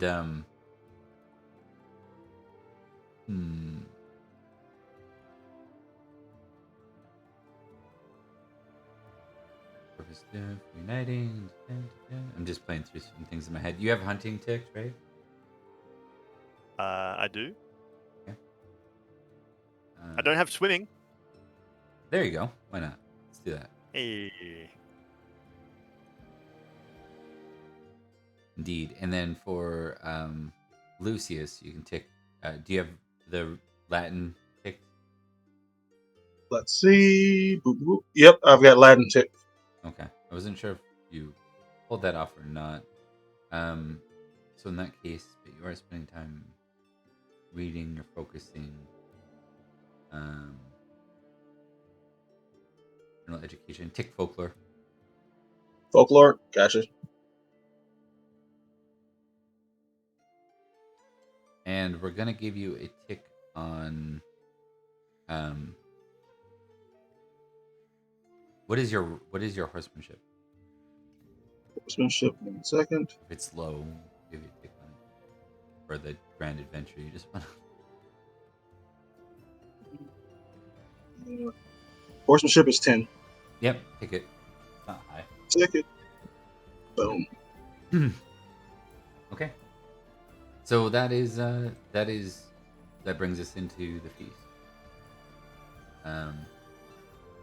So the warm months have come and gone, and we are underway with the feast. Let me just switch in some medieval music here. I don't think that's it. No, that's not it. Medieval banquet. There we go. All right, let's rock this here. So I'm gonna drag in a couple of people who are here. I need to drag in Uther and Lucius.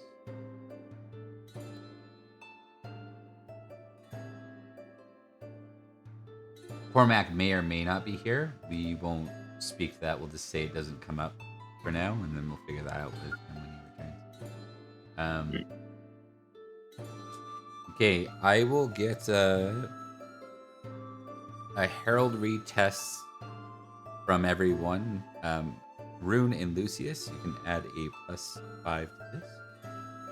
Okay. Crit. Ooh, Corliss. Damn.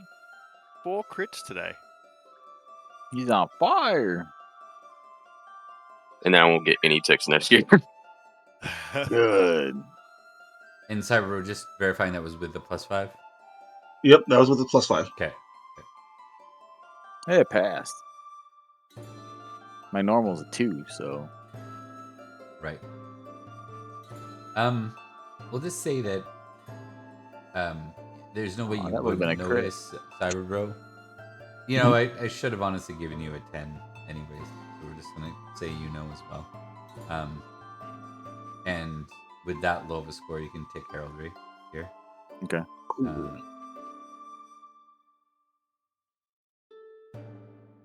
So call us. Crit. So for Lucius, you recognize, I guess Lucius, Rune, Rain, or Collis Rain. Sorry. Rune failed. Wow. Okay. He sure did. Collis is the first to notice. There are knights here. There are knights from Glevum here for those that succeeded. Gross. For Collis, the Lady Helly of Glevum is here. The head of Glevum. Mr. Carlos is walking next to Rune. He'll elbow him. Look, he's up there. Oh, great. Start the feast off with some. We'll start the feast off with some app rolls, please. Lucius, today is the day of your knighting, so you get to participate as if you're a knight. Boy. I passed, finally. Remember that you have a +1. For the rings. Yeah. Except for you, Lucius. You aren't a Don't have boy to yet. ring it. Oh, thank God. We're starting good with the feast, boys. Ah, Corliss. Yeah, it's tragic. Fate hath struck her backhand blow. Oh, failure. Hey, at Who's least it wasn't pretty a now, fumble. loser? Yeah. Who's the prettier Exactly. one, boy? Mr. Carlos will say from like a couple tables down, I still am. What? I can't hear you back there. Anyways.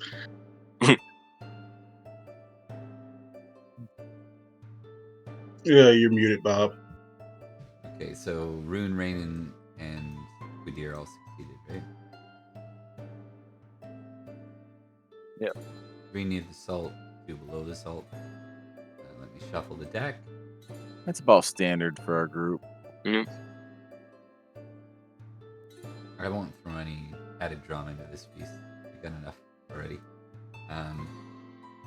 So some will notice that there are foreign guests present, like shields and coat of arms that aren't commonly seen here.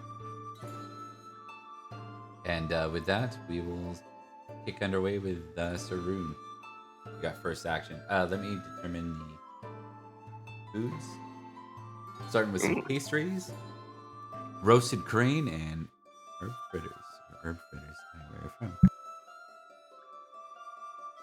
Well, what I will do is draw cards. That's what I will do. Oh. Pagan promise. You're pagan too, right? I am not pagan. I am No. British Christian. And Embarrassing. you're choosing the other card. The wrong one. Yes, I am. Opposed gaming. Pastries. Oh man, I want pastries. Yeah, I'm I angry want after pastry this. too. Fuck you. I'm just happy not to be on the floor. Well, Hey, my first feast, my character was on the floor. I chilled with the dogs. It was awesome. Yeah, but that was the result of you like maybe rolling. Like I'm still a squire, so like. Oh yeah, I fumbled. It was awesome. What the hell's Guidubuyu? I have no idea. My brother. Hold Your brother. Would do. on.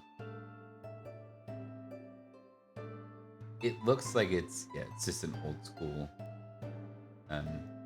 Celtic game. Board game. Dice game or something. Board game. Yeah. I Kinda did looks- learn how to pronounce that word, and I have absolutely forgotten. Looks kind of like so- a Where's the Guid. vowels? So I can't remember what the double D sound is, but the first is guid, probably de. Guid de buil. And the double L is an aspirated L, so guid buish. There we go. Guid buish. Yeah, I'm not even gonna Except try. maybe the double D is something else. I'll get back to you on that. it. Not even gonna try it.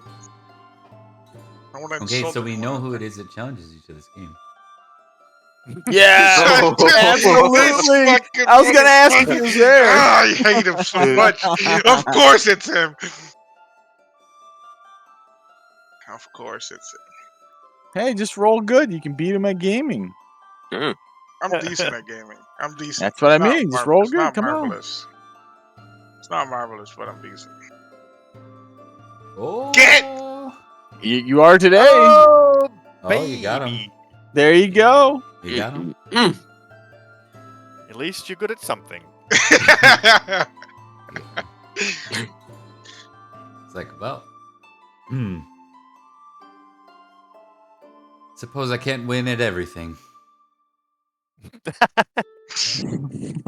Not your way with word, Justin. Just you wait. Hopefully not too long. Don't wish to get bored. Congratulations, Rune. Pats you on the shoulder and walks off. Well played, Justin. He says between his teeth. He totally threw that game for you. He threw Alright. it. Yeah. Nevertheless, you get the crit, so you get 3 geniality just from that card and a 4 Yeah. for being near the salt. So that is a huge. That is a huge opening round. Yeah. Thank you. Powerful.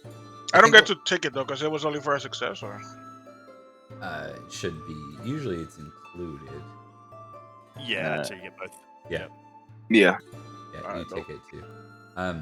We'll Oh, say you, that crit, you get a tick for a crit anyway. Yeah. the Right, reason right. why the added geniality, I think, is because of Justin's recent success. So there's kind of like there's a little bit extra attention on the game, and then people make a bigger deal out of you beating him at this than normally games would be like not a hot spot of attention, but this particular one was. Right. yeah, I mean we're on opposite sides of the field. It's like we're rivals. It's Yeah, it's known. yeah. The rivalry is starting to get known. That's exactly what I was thinking. Yep. All right, and that's Rune. So that brings us to Gwydir. Just give me every card that you have. All the cards, Yes. Is it two? Always all the cards. all the Two, eggs right? and I'll draw bacon. two. See what happens. Yeah, exactly. Malicious Ooh. slander. A raucous contest. Uh-oh. Uh-oh. Malicious. I mean, it's got to be malicious slander. Who's been talking shit about? You know what? I'm going to choose malicious slander. I'm going to track down whichever dickhead started that rumor about my cousin. Mhm. Is that? It's not quite precisely within the writing of the card, but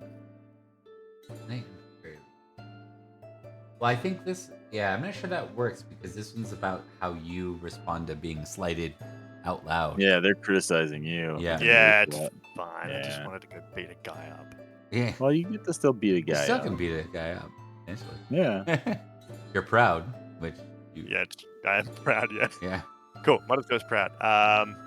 Yeah, let's roll it and then we can figure out how it plays out, I suppose. Yeah. Oh, wait, that's not right. This should be a...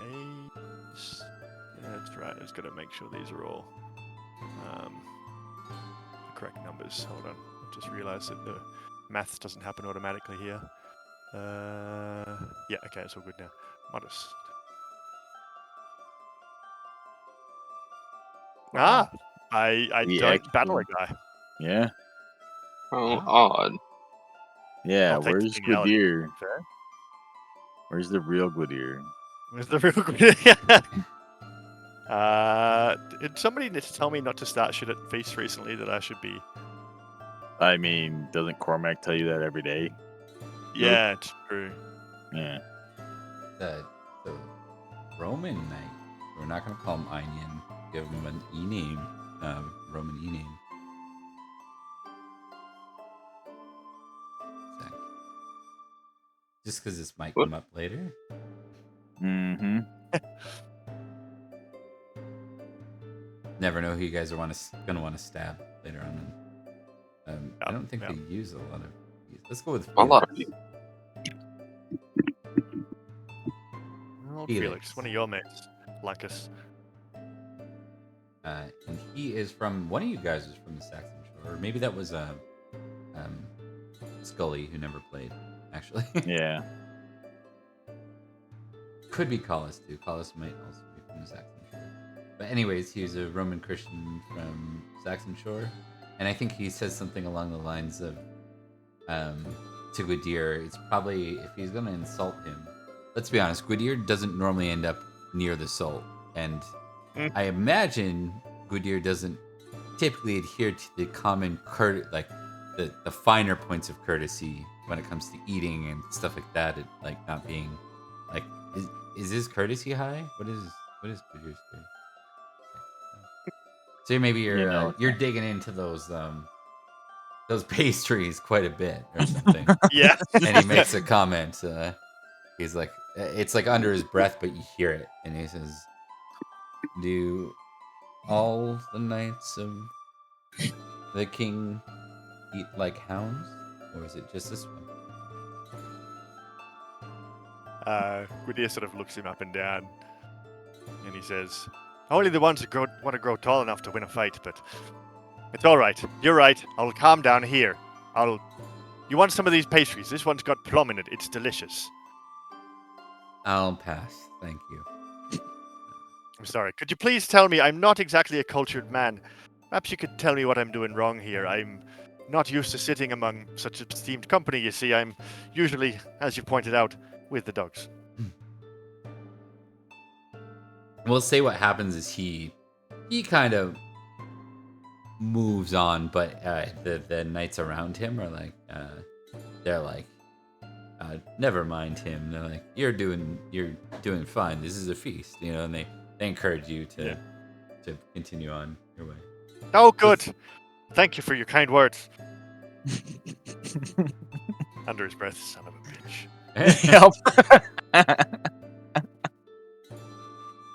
He looks over to Cormac to try and find him, but he's like, just to show him how proud he is. Like, look, I didn't fight a guy, but he's not around for whatever reason. Oh, he didn't even see me not fight a guy. Dang. Yeah, exactly. Yeah. All right, that brings us to Rain. Cards. Always. Who are you? And more drink. Let's see. Oh, that is not appropriate. I'll get my cards out of your way. Hold on. So it could be interesting. Oh, an unknown lady. Yeah. Especially when you're courting another. Could be interesting. Yeah. That could be problematic. But we're gonna do it. Okay. Yeah. Not gonna get everyone cranked. No. Yeah. Rain's actually pretty temperate, so Yeah. no, he would not endorse that. That's fair. Okay, so it's a recognize roll. Yeah, it says. Yeah. That's gonna be tough. It is gonna be very tough, considering I have a 4 in it. So yeah. But hey, it could be fun. Yeah, no, that's fine. Failure's I'll nothing, take right? one. Yeah, no, I'll take it. So yeah, there's no downside failing it, just fumbling. So yeah. So I get a couple geniality total. That's good. interesting. Okay. Yeah, it's kind of weird. It has double success stuff on it. I don't know if it's a typo or what. Yeah, I mean, we've already established Lady Helly's here, so I think it might be. Yeah, it could be her herself. Like her banners are here, but you actually spot her. Right. Or not? No, you don't. You have no idea. You just got some lady that's asked you to. Right. Exactly. Company. Yep. Yep. And you're being the gentleman. As a result, you get 2 geniality. Yeah. She will ask you. She says, "I'm not from here. I've heard many great things about Nanteleod. Could you tell me one more?" Sorry, I didn't catch the last bit. Tell her. She asked you if you could tell her one more great thing about Nanteleod.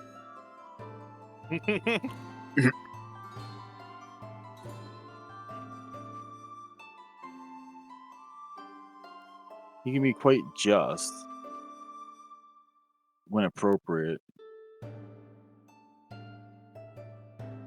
but also quite punishing to those that betray him.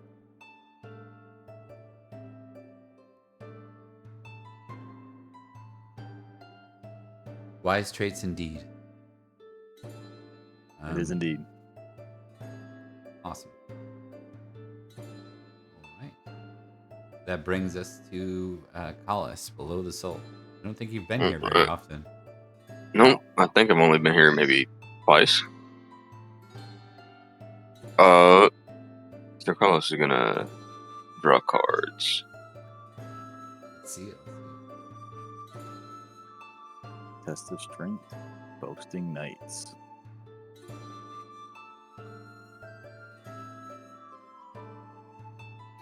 Fun. Okay.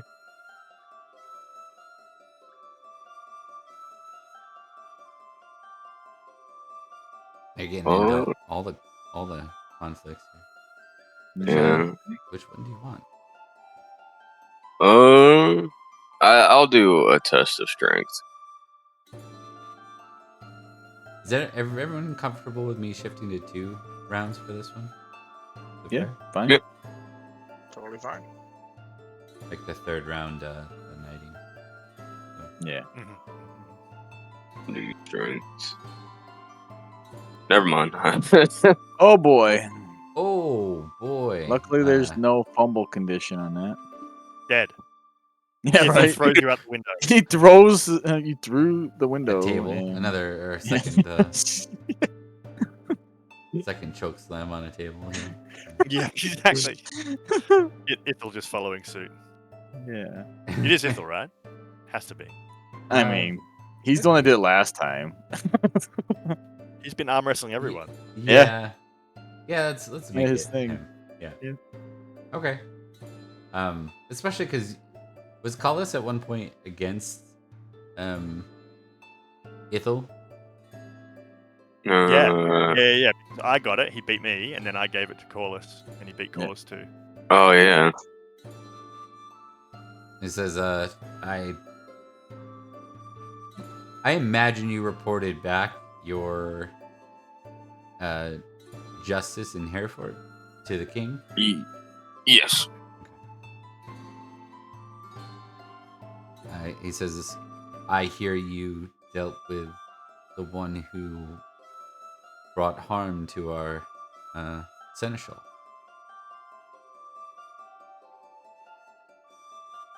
I did. Well, so long as you know your position amongst the rank and file, we're all good. Though if you'd like to challenge me, I'm always good for a rematch. And he kind of, you can tell he's joking, like he's not serious about the fighting part, but he's serious about the arm wrestling. So you commit to that. I don't know if you've ever seen, I want to say this is far reaching in my memory, but I want to say it involved Jim Carrey, so it must have been Ace Ventura. I think when he was trying to figure out which ring it was, who had the missing diamond, and at one point he arm wrestles a guy who like throws him, like basically like with Curls his arm him. wrestling, like tosses him with one arm almost. It's one of the. It's like you leave the ground. He pins your You arm are so a fast. shot You're sent reeling. Not quite leaving the ground, but you're sent reeling backwards and like stumble into a table. It doesn't result in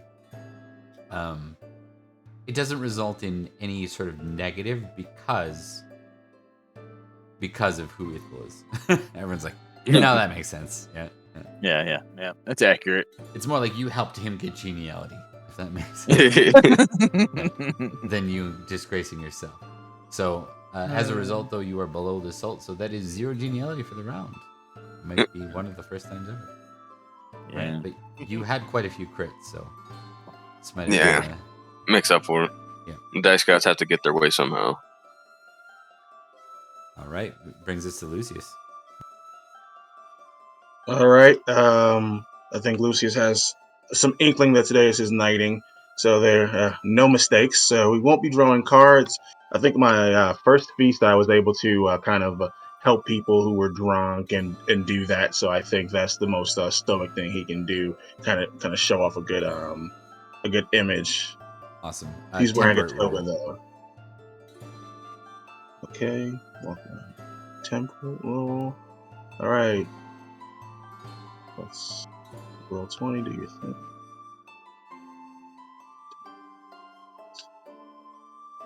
Oop. Nice. Hey, there you go. Yeah. So you're now. This is a little different. So I forgot to mention this. You know that kind of typically a knighting would be this big thing in the spring, right? It's just something they do. This is likely to, because this is your knighting day. It's almost like this is a reward for succeeding at the effort that that you set out to do. So Okay. So as a result, anyways, you are fairly likable. People seem to respect your sincere intentions to help them. They notice and they thank you a lot for it. You're always there, like someone's like, I have more wine. And you're like, I'll chase her down. Like you're helping people out. Yeah. I don't think you should drink anymore, and that kind of thing. Yeah. You keep things at bay. As a result, you get a geniality. So we'll keep track of that. Hooray. That brings us back to near the salt, and we go to Rune for round 2. Let's draw some more cards. Whoops, I brought one by accident, I think. I don't know what just happened. There you go. Let me draw another one. Lady and you. Oh, here we go. Where's the other one? I just list. There you go. There you go. That one you can have. That one's a host card, ain't it? No? Oh. Wait, which one the host card? The first one is a host. No, really? Yep. The lady and you is a host card. Mm-hmm. Oh, you have to. Yep. Yeah. Important lady. Oh, this is Helly. Oh, that's so Yeah, here you wonderful. go. Oh. Just a quick reminder to everyone, I was a squire to her opponent on this Yes. Yeah. Oh, we're aware. This is gonna be good. Yeah. You make So- enemies everywhere. I do, yeah. Just wherever I go. And Lucius, you yeah. You were in Glevum. Yep. So I'm just gonna post a picture here real quick.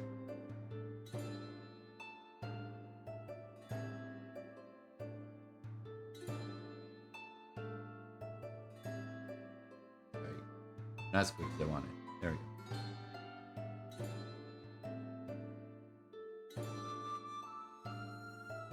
So she is technically the Duchess of Dunham right now. According to her. So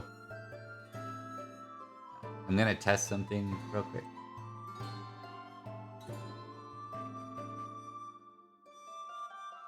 Ooh. Damn. She says, let me just read it here.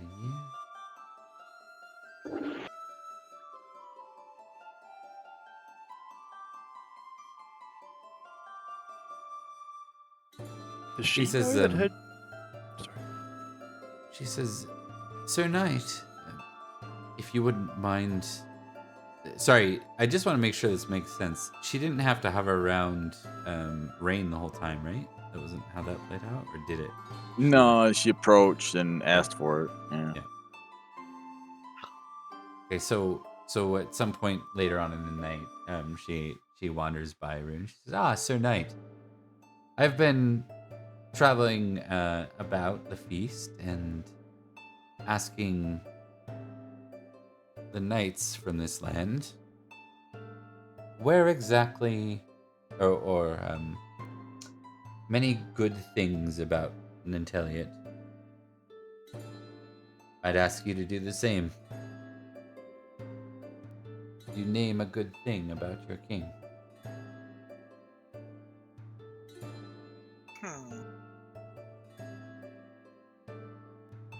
What could I say about the king that no one else has said?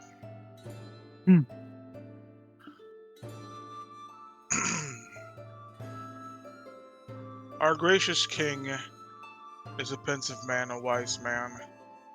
Someone you can trust. He'll hear you out, and he will give wise advice back.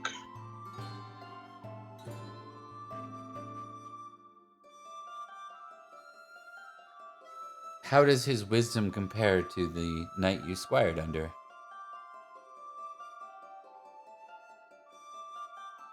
Sir Rue? I don't remember his name. What was the dude's name? 1 sec. Kalins or Challenge. Took me a second to register. Sir Challenge.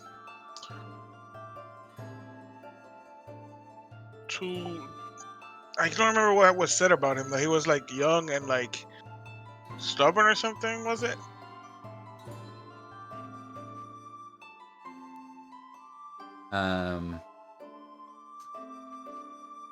Yeah, he was kind of he was proud, definitely. I think you'd know that now. But he was also fairly tactical. Like he had a good tactical mind. He was his pride won out significantly, but he had a good mixture of skills, and nothing else kind of even came close. Like he wasn't, he was fairly chaste. Like he was, he respected his relationship with his wife. He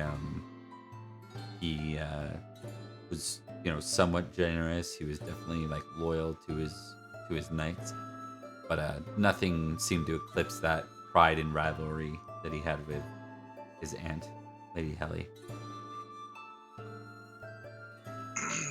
How would I compare these two men, King Nanteleod and Duke Chalens? Two very good men. Two men that have led me in the right path. I am the man who I am today, thanks to these two men.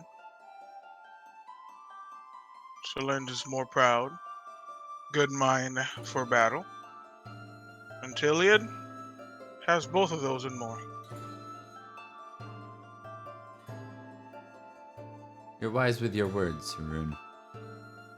Though, Why, thank you. I might remind you that Callens has no claim to dukedom beyond that which he's named himself. In any rate, let's not speak about such.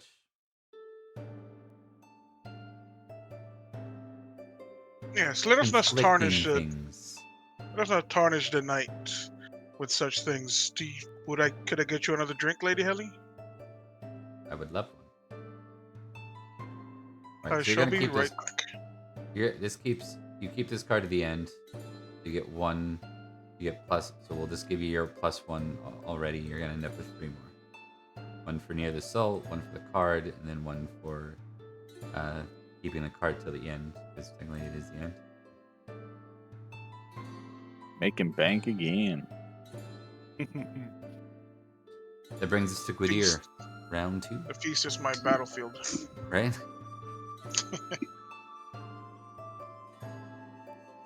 I am thinking I need to apologize for Cadwagan for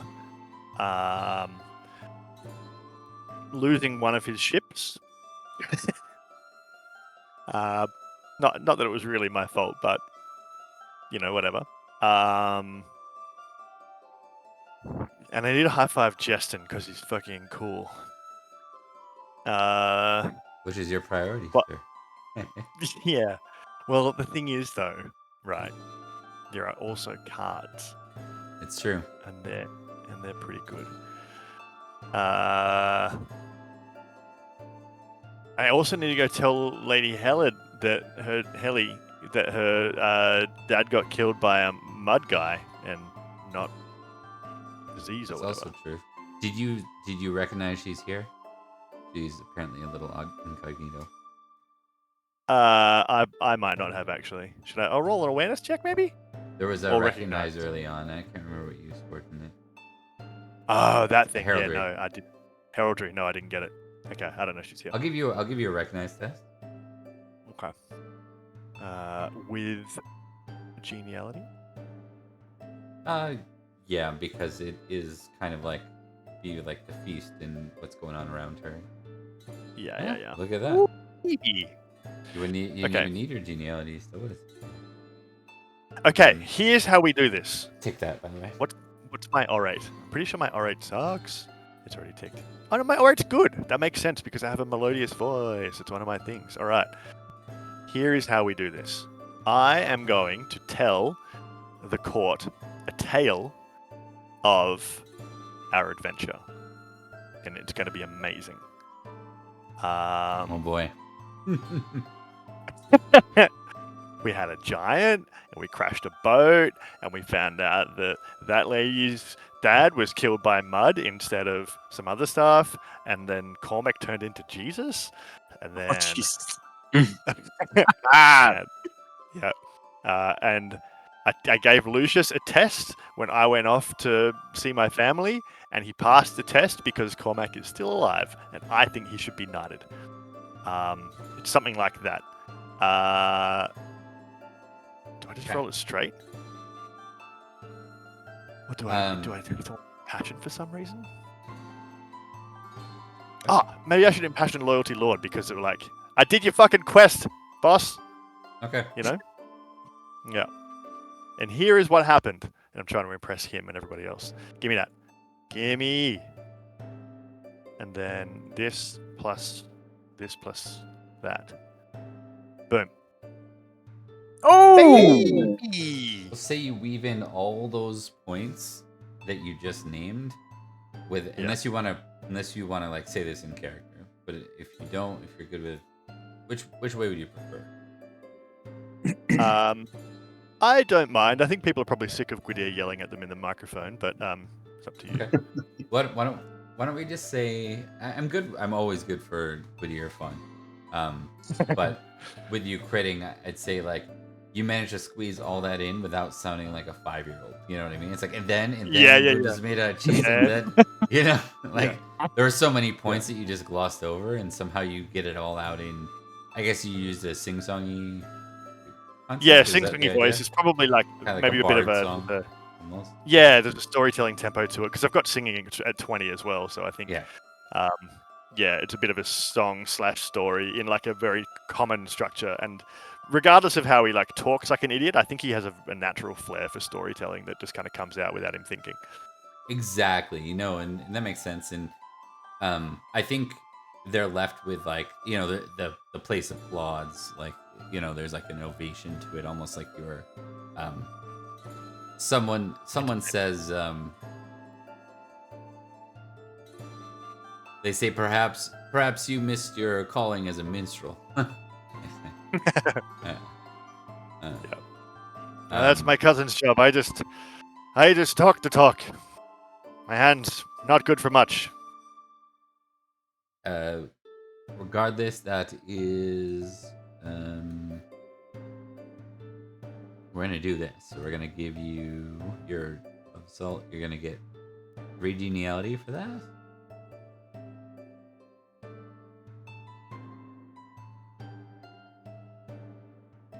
And we're gonna move you up to above the salt.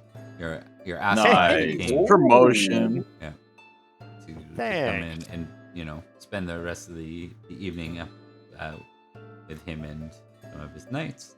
But also, Sipping so hard. we're gonna give Lucius an extra for you because you threw his name in the tail. So, Boom. yeah. Awesome. That brings us to Rain. Cards, as always. Let's see him. See the cards. Oh, well, that's generous host. That's a host card. Let's see, Draw you the could get second one another just host in card. case. I did. Yeah.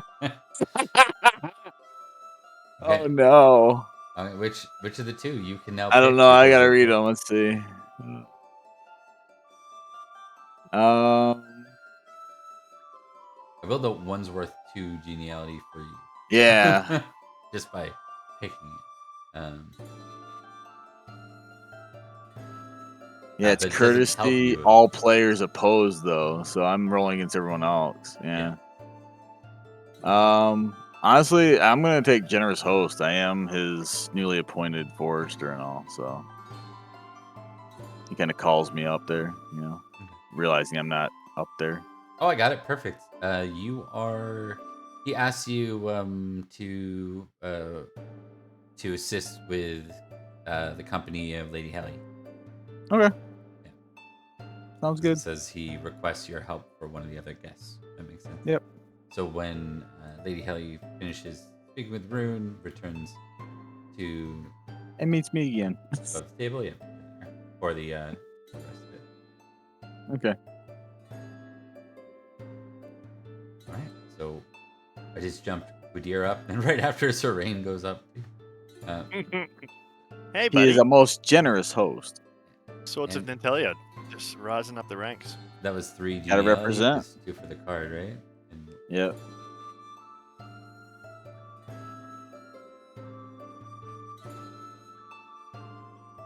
Can't believe I drew 2 host cards back to back. Same pull. pretty ridiculous. I'm sure Um, outing this secret about Eldol is not going to cause a problem.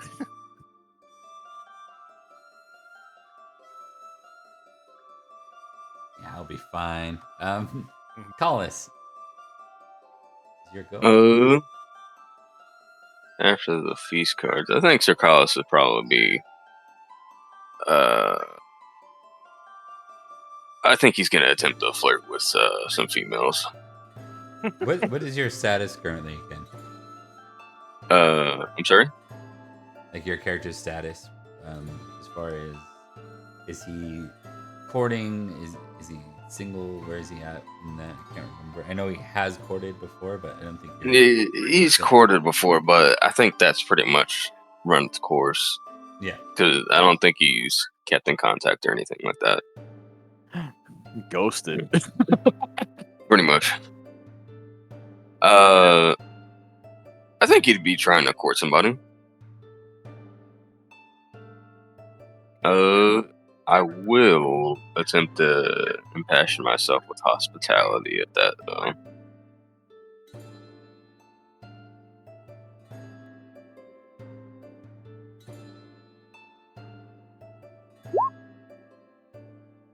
All right. Whatever.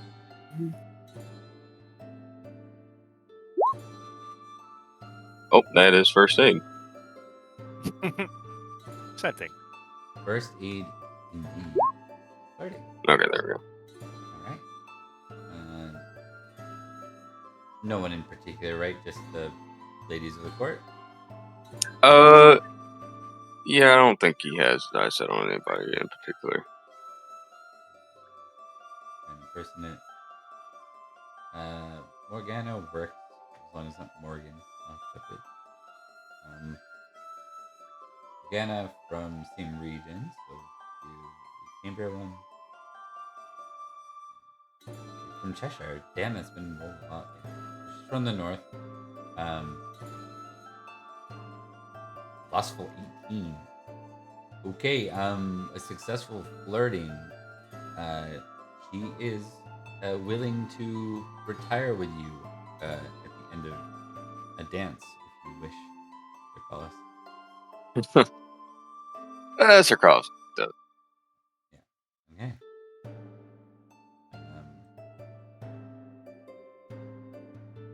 We will make note of that for Winterfest.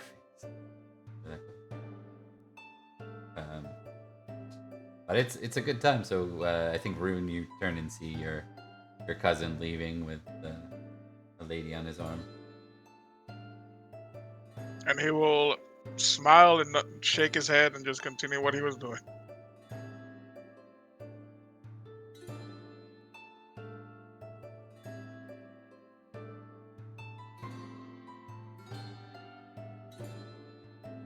Okay.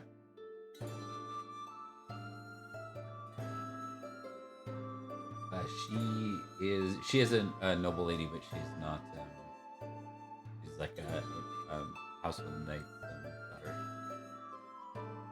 So yeah. There we go. That brings us back to Julius. All right. So, let's see. Lucius has helped people around the feast. Would it be improper for me to say hello to Lady Helly? Because I am below the salt, and she is like here, but if you want to do that, what we can do is that we can time your event to be you're about to be called up anyway, so we can say that you're like standing on the side waiting, so it's like the perfect opportunity. If you like to do that. Okay. You know what we'll do? We'll test courtesy. Because that could backfire. Like when's the appropriate time, I think is the question. Right. Yeah. All right. Courtesy, got a 10. Okay, Lucius. Make sure. It did backfire. Yeah. Well, that is appropriate. You gotta love it. You gotta love it. You are now on the floor. You are no longer a squire. You just got demoted. You're a page now again. So that would have been out of a 12, you got a 20. Let's see. So courtesy. What could have happened here? You know what makes more sense? I don't think it'll be with her that the error is. It's let me see. It's gonna be one of 3 people. Ithel. Yeah. So Ithel doesn't let anyone get by him. That's when it's inappropriate. However, you just got by him, and he's not happy about that. So you're midway through. To start your conversation with Helly, we'll assume that you assume everything's fine, right? So. Hello, my lady. It's been some time. I am Lucius Julius Julianus.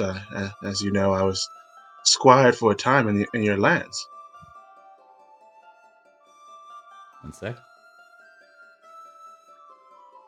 Ah, yes, Lucius. I never let a name or a face slip by me. Not one in Glevum.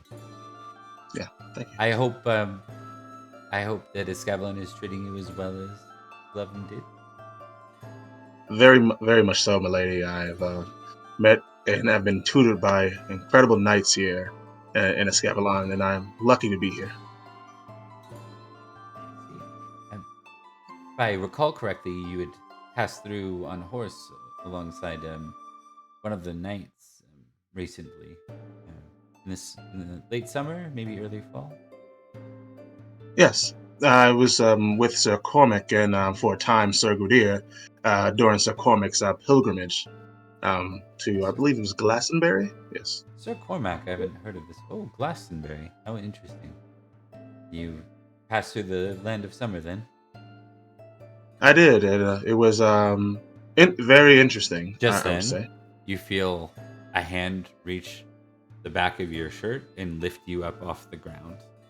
Several feet. Uh, I appear to have made a mistake. He says out loud. Slight miscalculation. Yeah, and Brain is anywhere close to that. He's struggling not to burst out laughing at that because that's just crazy, man. No. So I think what happens is, Ithil turns and he's about to kind of toss you back that way, and Nanteleod says, "Ithil, no, wait, it's time to knight him, actually."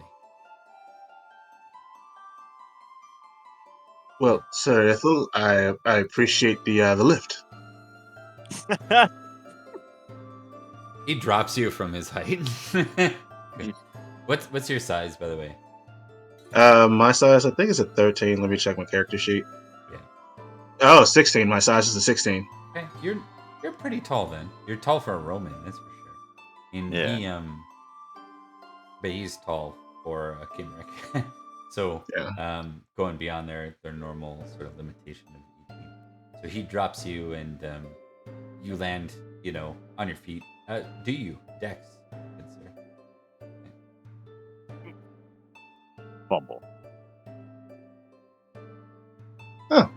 You Neat. catch yourself. You don't fumble, so you catch yourself kind of like against the table and kind of rattle the table. It's not the best starting point. But the ceremony hasn't begun yet, so not a complete blunder. What that'll mean is you got no geniality for that last round. In fact, unfortunately, because I know Bart will bring this up, I do have to steal one geniality from you. So you ended up with one for that round. But your ceremony is underway. So basically, this tends to be a very important thing. It's something you've worked up to. It's like graduation, right? It's something you've worked up to your entire youth, from being a page in the castle to being a squire riding alongside your knight. It's always kind of done very formally.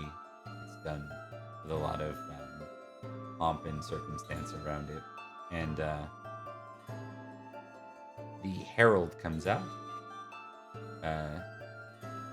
and this is not a noble, or at least not a knight. And the herald says,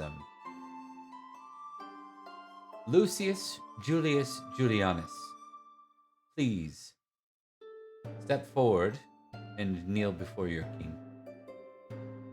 Okay. He brushes his shoulders off, and steps forward and takes a knee. You see servants come out and they place your sword, your armor, your shield, and your spurs nearby. The herald continues, "Be it known to all men that I, the herald of King Nanteleod, am minded..." Oh, that was the herald, yeah. On behalf of King Nanteleod, is minded to raise Lucius Julius Julianus by virtue of his honor, loyalty, valor, and skill at arms to the highest rank of knighthood. Lucius, do you swear and acknowledge King Nanteleod to be your true and lawful liege? I, Lucius Julius Julianus, do. Do you also swear fealty to Uther? Oh, gotta back that up. Swear fealty to King Nanteleod, to defend and obey him until he depart the throne, or death shall take him. I, Lucius Julius Julianus, do. He rises. At that point, King Nanteleod does. And he moves over to you. Give me a courtesy roll. To determine how ready you are for this. Whether you've Luck be a lady tonight. Okay. This next bit catches you off guard, but he takes his hand like this and gives you a back blow across your face with his hand. We'll say like just because you're unprepared for it, it's like you bite your lip, so you kind of like bleed a little bit. Boom.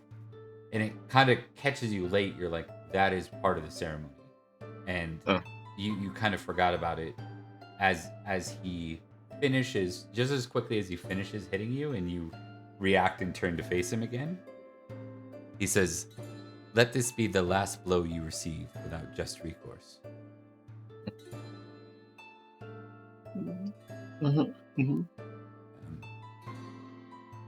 So, the strike, there's a strike that continues, what you see with the sword, right, in the knighting ceremony. Insert any movie here that happens after it. And then the herald says, "Repeat after me. I, Lucius Julius Julianus,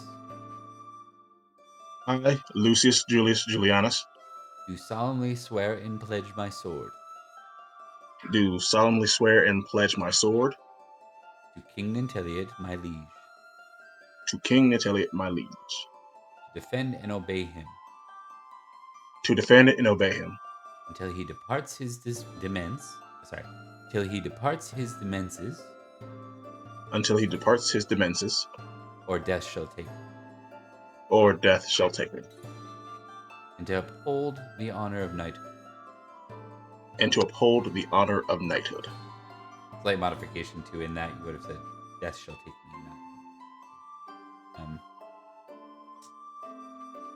Then after that, Nanteleod speaks, not as herald, and he says, "And I, for my part, do swear to defend and honor Lucius Julius Julianus, as befits a true knight." You're then given the sword taps on both shoulders. And he says, "I dub thee Sir Lucius. Receive now your spurs," and they're handed to you. "Your right to suitable arms," you receive your shield. "And take this, my sword. To your side, serve and defend me well. Arise, Sir Knight." And he stands up, bleeding a little bit. And there's applause to this ceremony as it comes to an end. Sir Justin steps up on a table and says, "What do you say, knights? Should we see... I know it's winter, but shouldn't we see a new knight mount their horse?" You guys remember this? I can't remember each of your individual outcomes, but some made it up the horse and some crashed and burned trying to do so. That bastard over there beat me in a horse race. I'm on to you, Sir Elaine. I'll get you next time. To the horses. All right. And we'll end the night with one final test. Lucius, you are expected, with your spurs on, to basically hop up on the back of your horse in one go and ride off. And that is a dex roll. Okay, dex roll. All right. Submit. Oh, yes. You Yes. do it. You make the leap. This is your... So you're in the courtyard. This doesn't go very far. You end up doing like a victory lap, and then the rest of the night is continued merriment for Lucius's knighting, and you are going, because of the quest you succeeded at. We're gonna give you an additional 50 glory for the way you were knighted solo versus like batch knighting ceremony. Also / you got a lot to catch up the other nights too. Anyways, so. All right. And yeah, I hope everyone had fun. I think we're gonna wrap there. We should plan some winter phase because it is that time. I'll make sure to switch that over. Lucius, you are a knight. Congratulations, you're now Sir Lucius. Did you want to be Boom. Sir Lucius, or did you want to be Sir Julius or Sir Julianus? You gotta Sir, pick a name for real. Sir Lucius is This fine. time. Yeah, I We've assume just been so. yelling the whole time about this. Do we get general adventure glory from our various quests and stuff this year?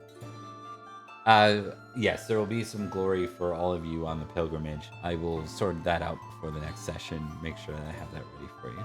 But we'll get you that. It'll probably be around for the overall. You missed a lot of what they did, but you got some from your side bit with.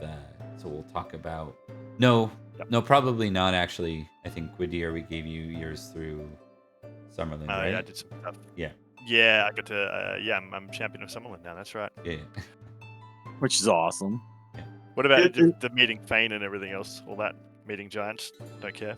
Don't stress. I'm just asking. It's pretty minimal, but we can dig out like an extra maybe 30 apiece for each y'all. Hey, baby. And then Is it an option to? Oh, sorry. We'll do 30 for the group that went to Hereford as well. Okay. Nice. That was all of you guys, yeah? Quick question. Yep. Collis and Rain. Is it an option to be Sir Lucius Julius Julianus, just kind of going further with the bit, or is the question of am I Sir Lucius just for like the purposes of under the screen, like what it says there? You can continue with that bit. That's fine. I think some people will shorten you to Sir Lucius quite often, so it's just kind of like if you, like the king probably wouldn't have said all three, right? Mhm. So yeah, absolutely. And so but as far as the role playing goes, you can continue to be Lucius Julius. Julius. Awesome. Hope you. I know that vexes Gwydir. Right? Like just need to keep that going. All right, guys. Yeah. I hope everyone had a good time tonight. It was cool. I thought we were gonna.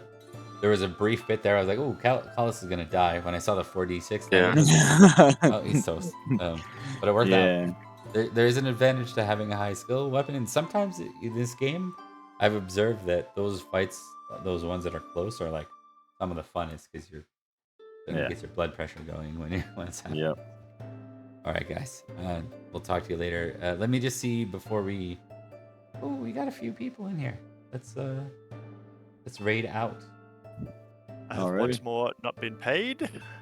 Yep, that's true. Another Right? winter. What's the interest rate on that now? At this point, you're gonna have to beat up King Nanteleod. Like He's gonna get like some a tax plot of collector. land is what he's gonna get at this point. Yeah. What's wrong with the Nanteleod's family? First, they get beaten up at Seneschal, and then they're beating him up directly. Yeah. Yeah.